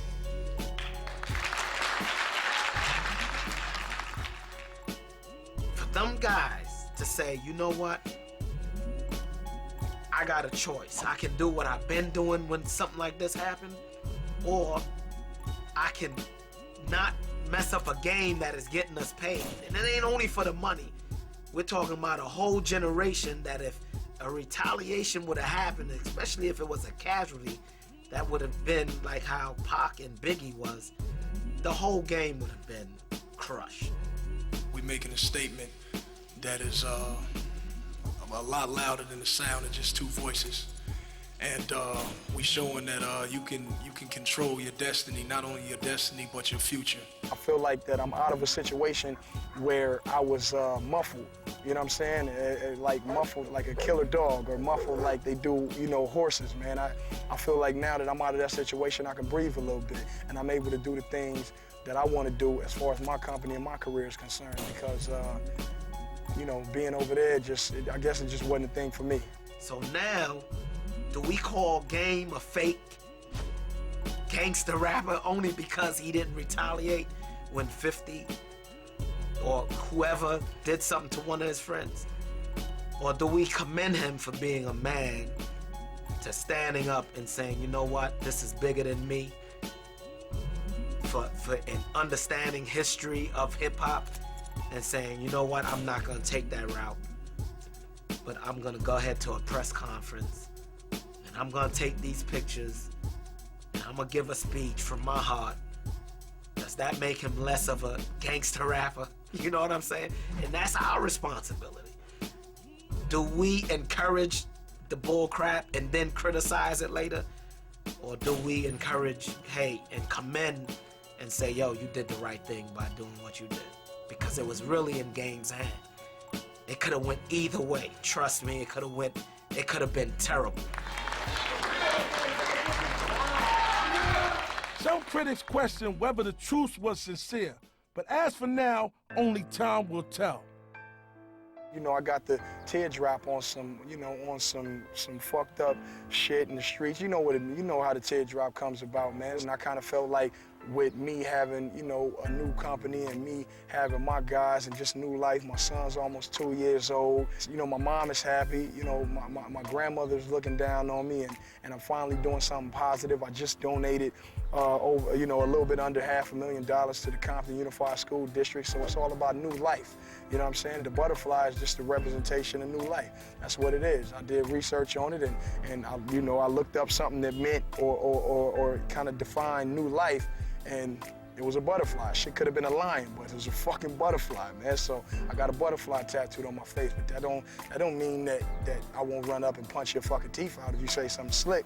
It just means that I'm trying not to punch your teeth out, so watch your words. With beef on the West Coast spiraling out of control, many of the biggest names on the West Coast were summoned by Snoop Dogg, who put together the Protect the West Conference. Snoop wanted to squash beefs. Game got up there, talked about he didn't want any beefs with anybody. He's out there doing his thing, and the talk was that we got to support Game because he's the one out there representing the West Coast. Tell me every time you hear me say Bloods, you don't hear me say Crip. Or you hear me say Pyro, you don't hear me say Cuz. Snoop know what it is. The other reason I'm here is because I wanted to see Daz and Corrupt behind each other again. Compton is me. It's the West Coast. It's how I live, man. 4 fingers up, 2 twisted in the middle. The West Coast is big in this game, and it's time for this voice to be heard again. In a nutshell, what happened today was it was an organization of all of the West Coast rappers, you know, past and present, coming together, trying to get on one accord, on one page, trying to work out our differences, trying to squash all our beefs.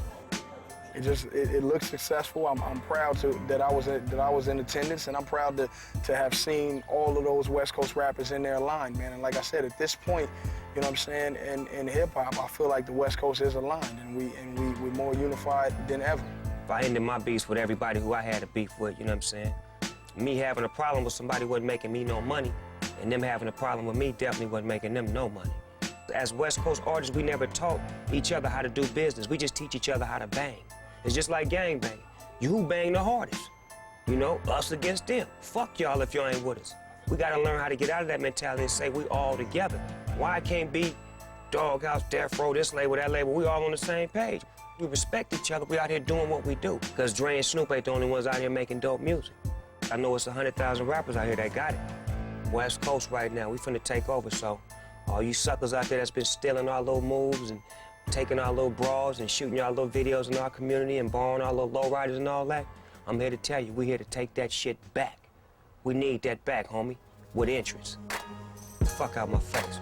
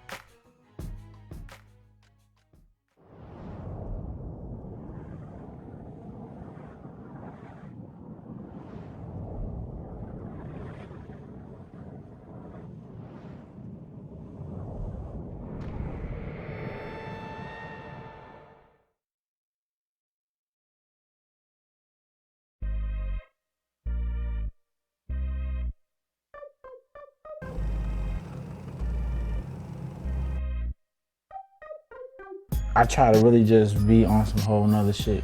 I done seen so much negative in my life from a street standpoint. It's like, damn, like this is my peace, you know what I'm saying? And I feel like when a motherfucker fuck with my peace, I take that personally. So I can't be a part of the negative, because if I enter into that realm, I'm not gonna do a song. I'm gonna see you and we gonna man up. I don't get into that. You know what I'm saying? I'm 30 motherfucking years old right now. I'm a grown ass man.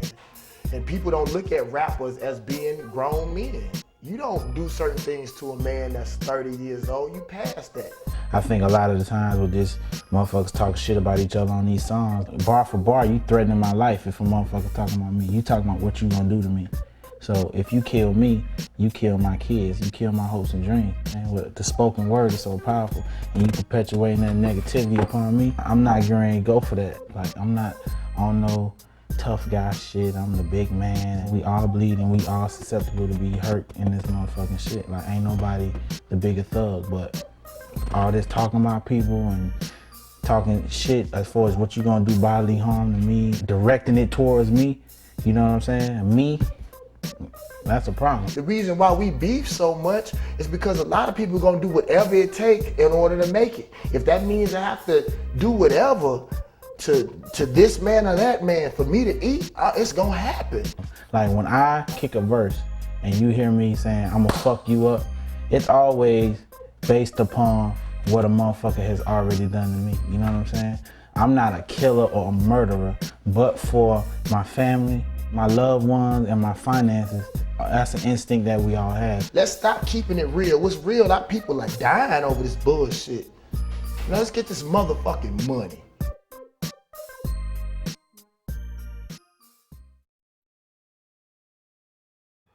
There's nothing that can prevent egos from clashing. You understand? I tell you, the game is about machismo, who's the macho, the bravado. Smell me? The cameras, the glitz, the jewelry, the diamonds. It's about who's the biggest. Understand? Once you get that ball in the pot, you dealing with niggas from the ghetto. You dig? Niggas that never had nothing. Smell me? Temperamental. And the worst ones is the niggas from the ghetto that was pussy when they came up, and when they got a little bit of money, they all of a sudden turn hard rock. You understand? Shit like that. It ain't no way to prevent it. That shit gonna go on. Nigga, you smell me? It's like niggas that come up in the hood and getting punked all their life, and they turn into a cop. And they start punking niggas. And you like, oh, you must have been a faggot when you came up. Smell me? You had them in a cocksucker to turn into a cop and trying to high side on us. You dig? And that's what niggas be in the game. Like, these niggas been faggots coming up in their hood. They ain't been outside. Smell me? They don't be outside. Talk that hood shit, but they don't be there. I've been through a lot of places in America, and I'm talking about the hoods. Smell me? Niggas know me. The hood know me. You dig? But most of these niggas that do the music, they don't be there. But they talking a lot of tough shit and talking a lot of beef shit. You dig? But when you see them, these niggas got armed security with fucking badges. Smell me? One in front of them, one in back of them like they fucking them. Smell me? You dig? But they kicking that beef shit. Smell me? Beef is never corporate. You niggas playing in corporate America, you run around bodyguards. How you getting into beef? You know what beef is, really? Seriously, do you know what beef is? Do you have an idea? Huh? You got an idea what it feels like to wake up in the morning and got to put a vest on to come outside while you pump crack and got to have your gun on you and watch the boys rolling by because they'll come and snatch your ass? Smell me? But you got beef with somebody that lives right next door to you in the next building, and he's coming outside with his gun and his vest on doing the same thing. So on sight, when you'll see each other, you're blasting, whether it's police, broad daylight, kids, or whatever. That's beef. Smell me? That's the shit that I grew up in. That's the shit that I've been around. That's the shit that I be around. Understand? That's beef. That's what happens when a nigga's beefing. Niggas die. Straight up. Niggas don't fight no more. Smell me? You come to my hood, little niggas 12 and 13 carrying big 40s on them. And not the ones you drink, nigga. You dig? Guns, nigga. With live ammunition that'll roast your ass. And they ain't scared to fire. You understand? Like this, that's beef, nigga. God bless the dead. They just killed Mikey from, my dude Mikey from BK. Right on his block. Smell me? God bless his soul. 10 days into the new year. You understand? That's beef. It don't let up. It ain't no sleep. It ain't no resting with that shit. You dig? You got butterflies all the time. When you come outside, you paranoid. You dig? For me, that's what the game is like. These niggas playing games, the shit they doing make me paranoid. You dig? You know what happens when niggas is paranoid? They move off impulse. Like, smell me? I'm scared to death. Niggas better leave me the fuck alone, hard body. Like, that's beef. All I want in this game is my money. He's able to make millions in this shit and to do so much other shit. You dig? That's why I fall back. Whatever, I don't want no problems. Niggas ain't stupid. You dig? Niggas is not retarded in this motherfucker. That's beef, man. Bottom line, beef is niggas die. Somebody dying and somebody going to jail. Holla back. And if y'all go to jail, the beef still continues in there, nigga. It ain't over. You understand? That's beef. Shit that don't stop. I lost mad of my niggas to beef. Understand? To beef. Niggas dying in front of their building. To beef. In the place you feel most comfortable at on your block. To beef. That's beef. Serious? You understand? That's why I did this shit. I wanted niggas to understand what's beef. Fuck these niggas in the game. They obviously don't know what the fuck beef is. You dig? Beef is what Tupac and Biggie was into. That was beef. God bless their soul. You understand? You see what that led to? We lost two of the greatest. That's beef. Smell me in my hood, I lost I lost a whole bunch of the greatest. You dig? My niggas, I come up, I take them as the greatest, man. You understand? Niggas come up from nothing, and we dying young. You smell me? To make it past 25 in my hood is like a miracle right now. Seriously. This little niggas banging in my hood. Seriously. That's beef. Seriously. That's what I want niggas to feel, like beef. Watching TV and these niggas beefing, they talk, man. Niggas will leave your head on the floor in my hood. You dig? That's beef, and that goes for so many hoods in America that's going through it. You dig? That's why I fuck with the ghetto like that, because I know what my niggas going through. Word.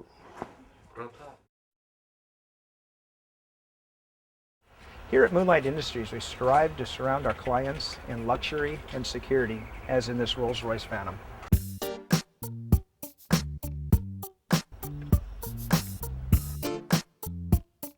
We tailor a lot to the movie industry, rock industry, rap industry.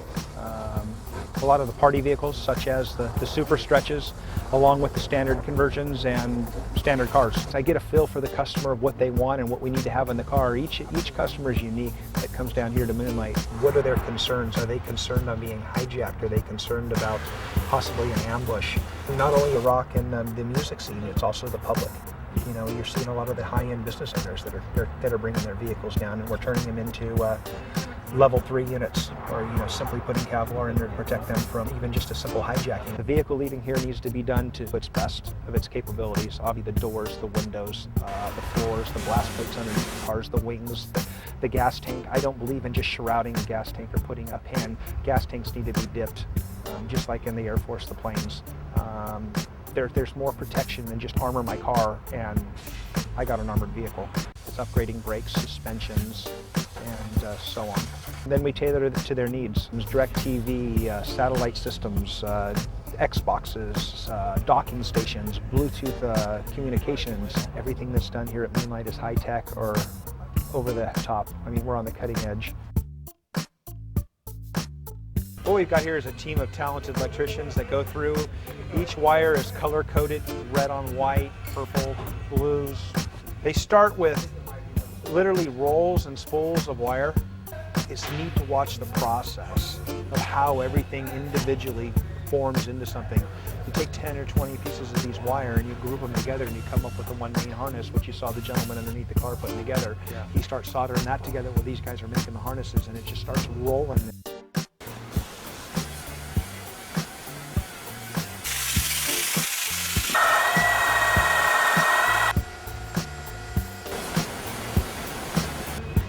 You watch a car come out of the paint shop and you just watch it go together in a week.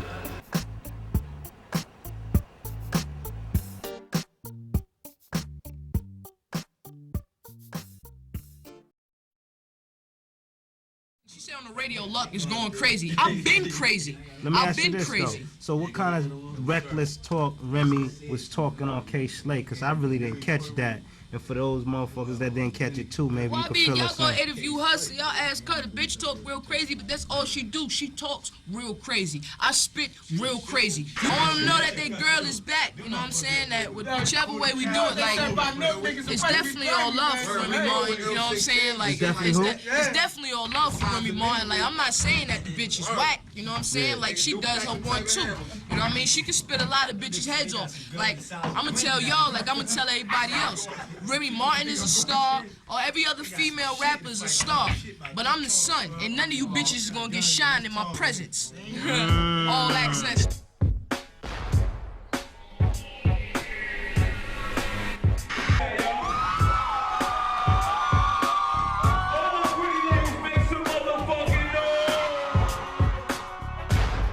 Hey, yo, what up, man? This J-Quan, the team president. You know what I mean? All access. Shut up, All Access. You know what we're doing. Appreciate your time, All Access. You know what I mean? It's love.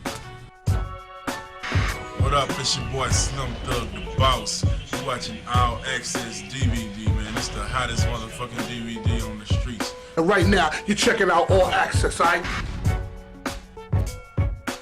All Access. What up, y'all? All Access. That street shit, the shit you want to see and hear, All Access, Mr. C, gone. All Access. This Bone Crusher, you're watching All Access, the DVD. Hey! I can't talk no more. All Access. You're watching All fucking Access. All Access. Right now, you're checking out All Access, the DVD magazine.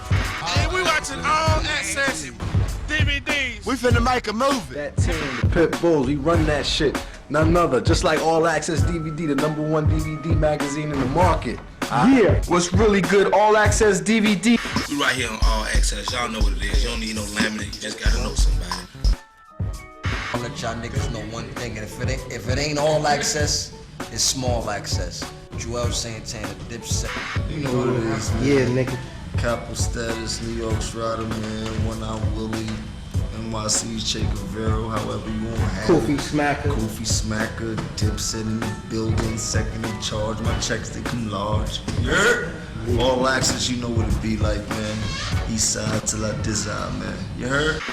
You know what it is, nigga. All Access DVD, Funk Flex. Nigga, and I'm standing on my, you put the shit down so niggas understand. I'm standing on my tippy toe, nigga.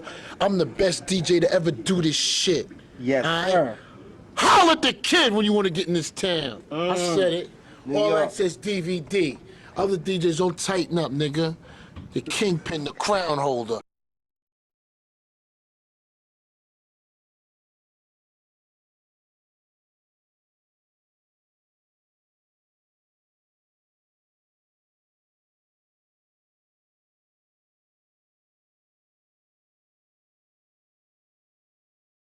You know, I came out to do my set in front of 50,000 people at Giant Stadium, and I had some shit on my chest. You know what I'm saying? And you know, before we go any further, I wanna, you know, I'm gonna stand, you know, I'm gonna stand aside for a minute. I'm gonna say, you know, that I wanna thank Jimmy Iovine, you know what I'm saying, Dr. Dre, and you know, and Eminem for giving me, you know, a chance, you know what I'm saying, to do my thing as an MC, you know what I'm saying, as one of the most anticipated rap artists in probably hip-hop history, you know what I'm saying, and you know, because they don't have nothing to do with what's going on with me and Dude, but you know, I like cat had my tongue for the longest, man, you know what I'm saying. I try to just bury everything and hopefully, I mean, and hope that it'll go away, you know what I'm saying, but they kept airing me out, you know what I'm saying. Every chance they get, it's Yayo on the radio talking shit when he trash, you know what I'm saying. Garbage, 50 in magazines just shitting on me every chance they get. Yayo on radio station New York saying they put me together like Mr. Potato Head. It's some funny shit. I thought it was funny too, but what's not funny is what happened when the lights go out, you know what I'm saying? So, you know, now it's like, it's full-fledged again, you know what I'm saying? I thought that the peace conference, or the peace, whatever we held with the, you know, at the Harlem Boys Choir, the little, you know, with them at that spot in New York, I thought after that, you know, 50 would have learned something, took something away from that, and realized that, you know, he got family and kids and a whole business to run, and separated the bullshit from the business aspect, you know, of the music, but he didn't. And he kept running his mouth, and, you know, I got tired of it, man. For a while, just on the strength of Jimmy Iovine, you know what I'm saying? Like I said, Jimmy Iovine gave me a chance to be something, you know what I'm saying, and gave me opportunity to, you know, blow myself up, make my company pop, as did Dre. So, you know, for them and for the sake of the relationship and us being label mates and, you know, all of the politics, you know, in the music industry, I just kind of, you know, stayed quiet for a while. But, you know, and at Hot 97, the Summer Jam, man, I had enough, man. You know what I'm saying? I was in New York, and me, you know, I ain't never really wanted to run away from no bullshit. So I just aired them out. Some motherfucking noise for my nigga Big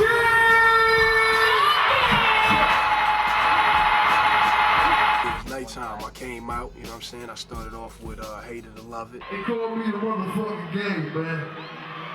And hated to love it, put the dogs on top. And I'm gonna shine, homie, until my heart stop.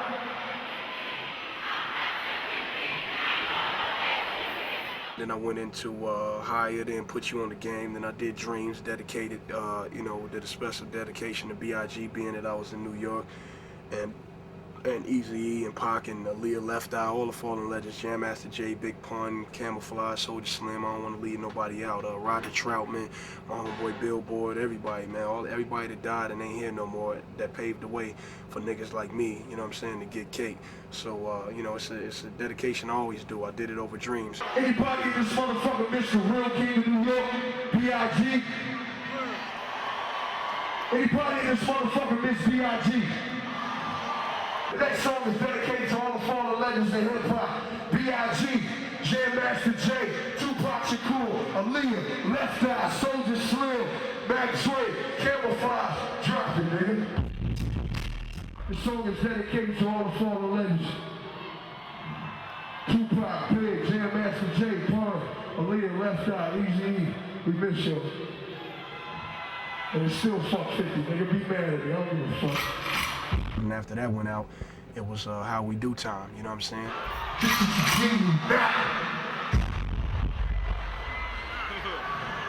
Yo. G you not. G you not. G you not. I brought a rat on the stage, you know what I'm saying? The dude in the rat costume that was playing 50 Cent. One of my homies was in the rat suit, and when the rat came on stage, I kind of forgot who he was. You know what I'm saying? We all forgot who he was, and we almost hurt one of my, you know what I'm saying, one of my homies. Well, we fucked the rat up, man. He just started looking like 50 Cent to me, man. You know what I'm saying? So we put some ice on his eye, you know what I'm saying? And then we all flew back to LA, man. So he all right now, man, but you know, watch it. If you wearing the rat suit, man, we coming for you. Y'all help me do it. So make some motherfucking noise, man. Don't hate me. I ain't the motherfucking bad guy, man. And it's still fuck 50.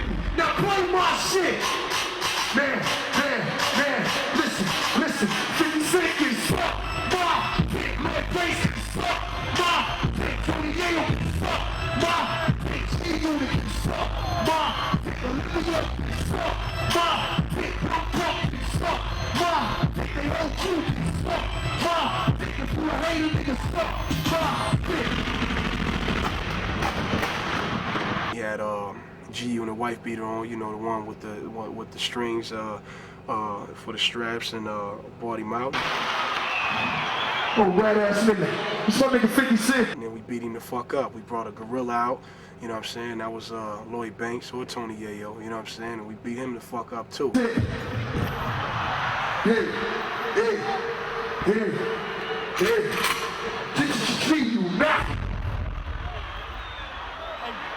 Get his ass on the stage, man. He a rat. Now play my shit. Nigga, busting my lip, nigga. Yeah. 50 Cent can suck my. You know, we just don't go around beating up on costumes. We could, you know, we could do it in real life if you know, that's where they want to take it. So I ended up throwing my old G-Unit chain, you know what I'm saying, into the crowd, let some fan have it. Yeah, you know me, Mr. Throw his chain in the crowd. Give me the G on the chain. So you can see it's authentic. Fuck this thing. Have that. Whatever, don't need it, you know what I'm saying? I give back to the community, you know what I'm saying? So I threw that motherfucker like 300 feet. Somebody jumped up and caught it, you know what I'm saying? Crazy, like, just jumped up out the crowd and caught it, man. So, and you know, that was that, man. But I did what I had to do, you know what I'm saying? So, it's, you know, it's fuck them niggas now and whatever they want to do. Straight the fuck out of Compton, and I got love for New York. But I ain't no motherfucking punk, and I ain't nobody's soldier, and I don't follow suit like faggot ass J.O. and faggot ass Banks, nigga. I'm a real nigga, and that's why niggas kick me out the group, and I still don't give a fuck. Niggas can be mad at me, man. I'm a real nigga, and I'm always gonna be the real nigga. Documentary in stores, nigga. 4 times platinum worldwide. Y'all help me do it. So make some motherfucking noise, man. Don't hate me. I ain't the motherfucking bad guy, man. And still fuck 50. Now play my shit. I think that 50, I think they had me pegged for like a buster or a punk or something, you know what I'm saying? And didn't think that I was gonna stand up, you know what I'm saying? Because 50, you know, that's his whole thing. His whole career is if you look at it, it's fueled off of beef, and you know what I'm saying? He just capitalizes off of it, and he sells his records off of it, then he runs back into the rat hole, you know what I'm saying? Behind all the police and all that, you know what I'm saying? He talk a lot of shit because he know that it's hard to get to him when you got 40 cops sleeping in your house, you know what I'm saying? Anybody else, you know what I'm saying? Everybody else is expendable in this shit, you know what I'm saying? You could catch me out anywhere, you know what I'm saying? You catch Kiss out anywhere, you catch Fat Joe in the club, but you know, you can't catch 50. So that's why, you know, he feels obligated to talk as much shit, and he has, you know what I'm saying, he feels comfortable, you know, comfortable with talking shit because he just hiding all day, you know what I'm saying? So that's what it is, and I think that all the rest of them, Lloyd Banks, Tony Ayo, Young Buck, you know what I'm saying? At one point, I thought me and Buck, we had a solid relationship. Then I heard, you know, him on the radio one night airing me out, so I just threw him into the equation too, you know what I'm saying? And Yayo, fucking faggot. Lloyd Banks, he really know better, man. And then all of them, you know, they follow suit. You know what I'm saying? Whatever the generals say, fall in suit. Game is talking shit about me. I'm gonna send my little mice out, and you know what I'm saying, to air him out. You know what I'm saying? But I'm just tired of letting that shit ride, man. So now it's time to step up and do something about it, even though, you know what I'm saying, this is not where I wanted it to come because of, you know what I'm saying, I got $1 million endorsements and tour support and you know, as kids, and you know, me, I try to be as positive and as big as a role model as possible, you know what I'm saying, because, you know, I remember where I came from, you know what I'm saying, and it wasn't a happy place there, and I ain't trying to go back there. I'm like a VCR with no rewind, you know what I'm saying? I'm straight fast forward, play or stop, you know what I'm saying? But I'm not going backwards, so, you know, from now on, man, it's whatever they want to do and however they want to do it, man. No more snitching.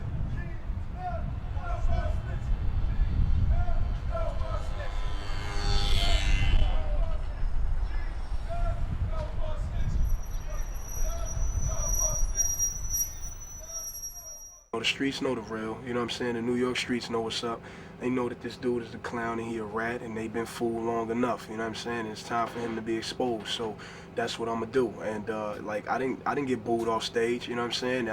I thought, you know what I'm saying, when I first walked up to the Hot 97, I talked to Kiss, and Kiss said that they cut his mics off as soon as he started going at 50. So, you know, I went straight to the, you know what I'm saying, to the program directors and just said, you know, let me say what I gotta say. You know what I'm saying? When Dudes was on the Summer Jam last year, he said what he had to say.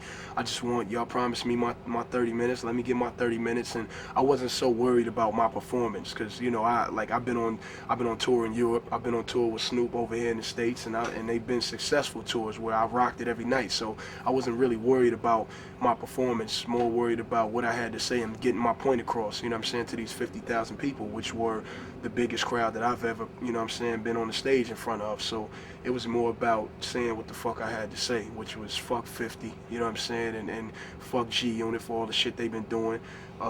Beat the fuck out the rat, you know what I'm saying, so they could take that back and tell them what the fuck I did, and throw that G-Unit chain away so I can, you know what I'm saying, sever the ties so people can stop asking me, you know what I'm saying, am I from G-Unit still? What's up with me and 50? Ain't shit up with me and 50, man. Fuck 50, and that's just how I feel. So, and you know, I don't say nothing without thinking about, you know what I'm saying, the consequences or the repercussions, because, you know, it's like that. He made it like that, and, you know, I tried to do my thing and make money with him, you know what I'm saying, and just, you know, kind of stay on top of this rap shit, you know what I'm saying? If we could have made a lot more money if he would have kept his motherfucking mouth closed, but he don't know how to do that. So now I got open minds and kind of, you know what I'm saying, like just squash all this motherfucking, all this peace shit that he was talking and go back to the old me and just do what I know how to do it.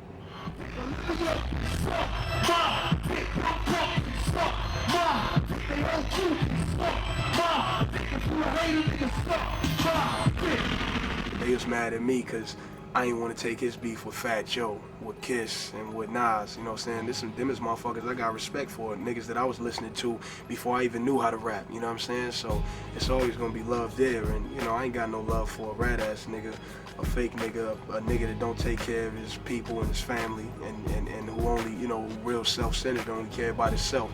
At the end of the day, he only care about himself.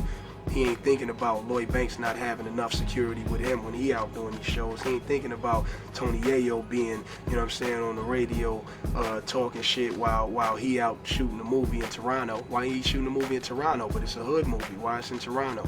You know what I'm saying? We in downtown LA shooting our movie, you know what I'm saying?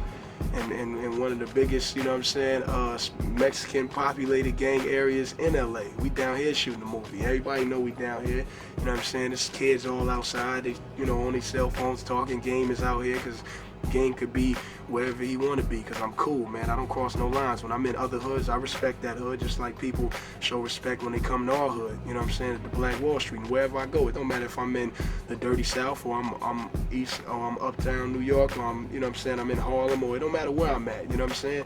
I get love because I show love and I respect the G code. You know what I'm saying? So that's just what it is. I'm just gonna wait for them to respond, man. And hopefully he'll do what Ja Rule did when he went at Ja Rule, and that's jump in head first, you know what I'm saying, with his hands tied behind his back. Because if he jump in like that and open his mouth real big and want to take it to, you know what I'm saying, the lyrical aspect of you know what I'm saying, of rhyming, then I'm gonna decapitate all them niggas because they all trash, you know what I'm saying? They all trash. He came into the game at a time where it was just wide open for anybody, and you know, he's a creative dude as far as hooks are concerned and as far as making, you know, the songs that make the bitches' panties get wet. But the hood niggas, you know, he went away from that. He came out on Get Rich or Die Trying and dropped the, you know what I'm saying, what I thought was a great album, you know what I'm saying, with the help of Dr. Dre and Eminem.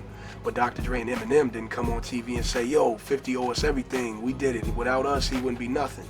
So I don't know why he felt obligated to do that to me. You know what I'm saying? He is the same that he think I owe to him, he owe to him and Dre. You know what I'm saying? That's how it is under the Interscope umbrella, because that's how Jimmy Iovine map it out. You know what I'm saying? We all help each other under that umbrella. Now he running around calling himself Mr. Interscope. And you know, I don't know what the fuck that's about, man. I just know how to be me, man. I just know how to be a good hood nigga and keep it real and take care of my friends and my family and make sure we all straight. Break bread with everybody. That way ain't nobody plotting on me or talking shit about me behind my back, or I don't gotta, you know what I'm saying, sleep with one eye up. You know what I'm saying? I sleep comfortably at night, man. You know what I'm saying? In the house with my son and my family, and I'm in my hood every day. You know what I'm saying? West Side, Cedar Block, Piru, every day. It's Crips hustling not far from us. It's fans driving by. They know where we be at. We be out there all day.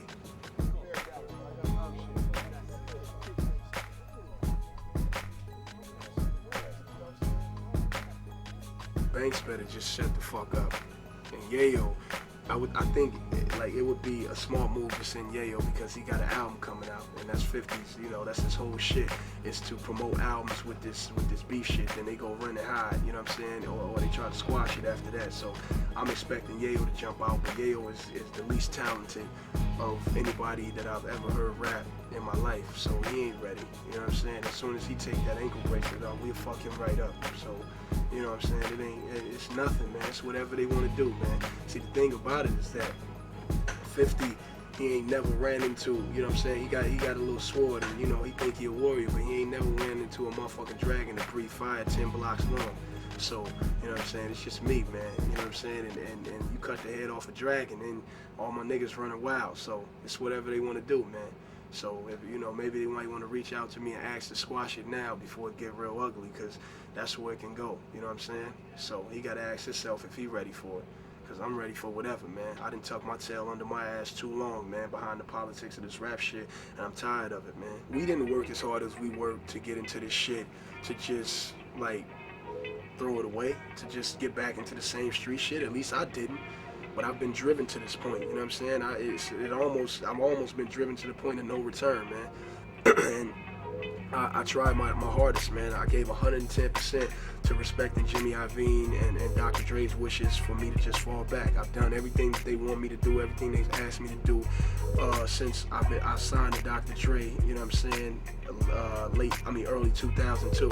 You know what I'm saying? I've done everything they asked me to do, man. But this dude, he just got a fucking mouth that can't be stopped, man. If you just talk shit, and every time he can incorporate my name in some bullshit, he does it. You know what I'm saying? In magazines, on radio interviews, and on mixtapes, and in the streets, man, trying to play me dirty. And I'm not gonna stand by while he kick dirt on my face.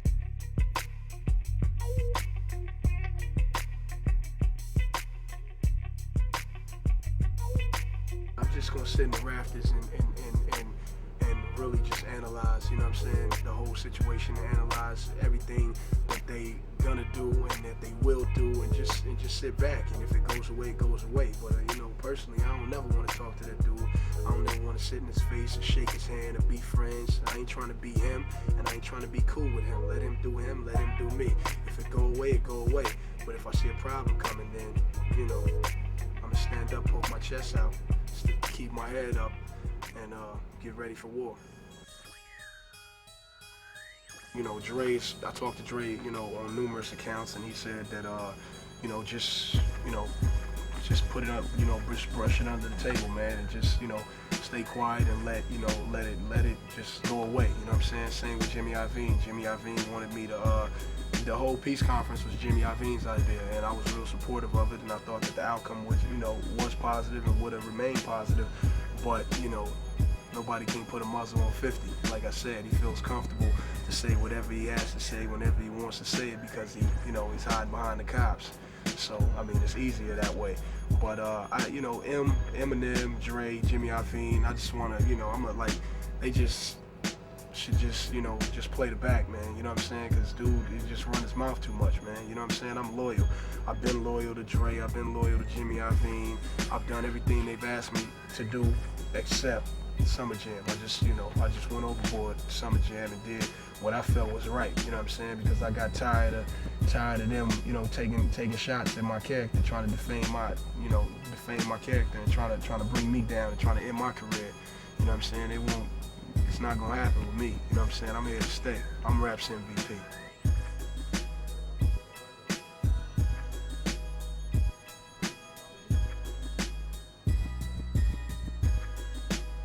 I got the only black sidekick in the world, man. It's Black Wall Street, limited edition shit, man. It's motherfucking black, man. I got a new fucking screensaver on here too, man. Y'all bet y'all want to see it, huh? It's my new screensaver on my sidekick, man. Yeah. Log on to blackwallstreet.com, man. You can get that screensaver on your sidekick. You probably can't get the Black Wall Street sidekick, but you'll get the screensaver, man. And it's free. You can have it. It's whatever y'all want, nigga. The Game, aka Hurricane, aka the protege of Dr. Dre, aka Rap's MVP, aka I ain't going nowhere, man. So leave me the fuck alone, man. All I'm trying to do is feed my family, man. Why y'all fucking with me, man? Can't we all just get along?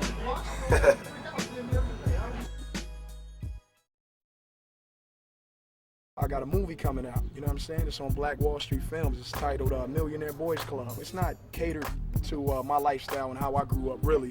It's a spinoff, you know what I'm saying? I know Eminem came with the 8 Mile, and a lot of people do these biographies on their life in the movies, which would not be a bad idea on my behalf, but My movie is just, it's a good hood movie, you know what I'm saying? Men of Society meets Boys in the Hood with a little, you know, it's a lot of shooting, a lot of gunplay in there, you know what I'm saying? It's a good movie. It's called The Millionaire Boys Club, and it's due out towards the end of the year. Got a film company, got a record company, you know what I'm saying? We got a lot of things going. We about to come with rims, and we got clothes. Like I said, I got the Hurricanes dropping, the shoes, and you know, this Christmas it's gonna be real big, man. Shit, we on the set of my movie, man, Millionaire Boys Club. It's a movie featuring myself, co-starring Michael Williams from The Wire. He played Omar in The Wire, directed by Seth Silvera, same dude that directed one of the independent films of the year last year was Shelters. You know what I'm saying? So he a dope director, man. And shit gonna be a crazy movie, man.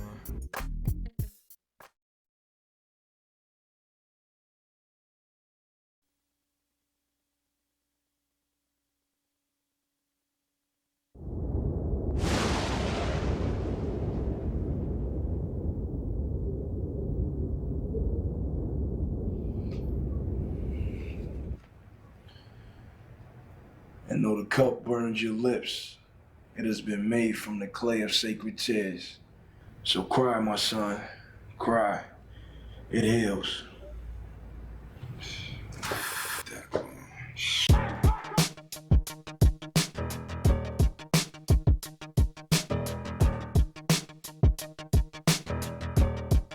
Still doing me. My nigga G.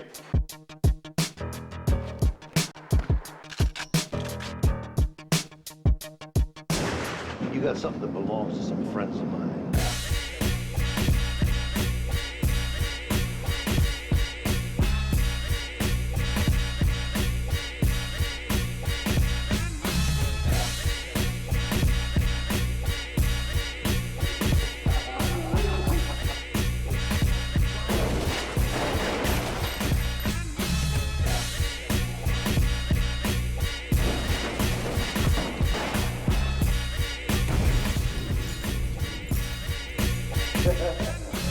Welcome home, G. Man. Somebody's gonna die. Am I getting through to you?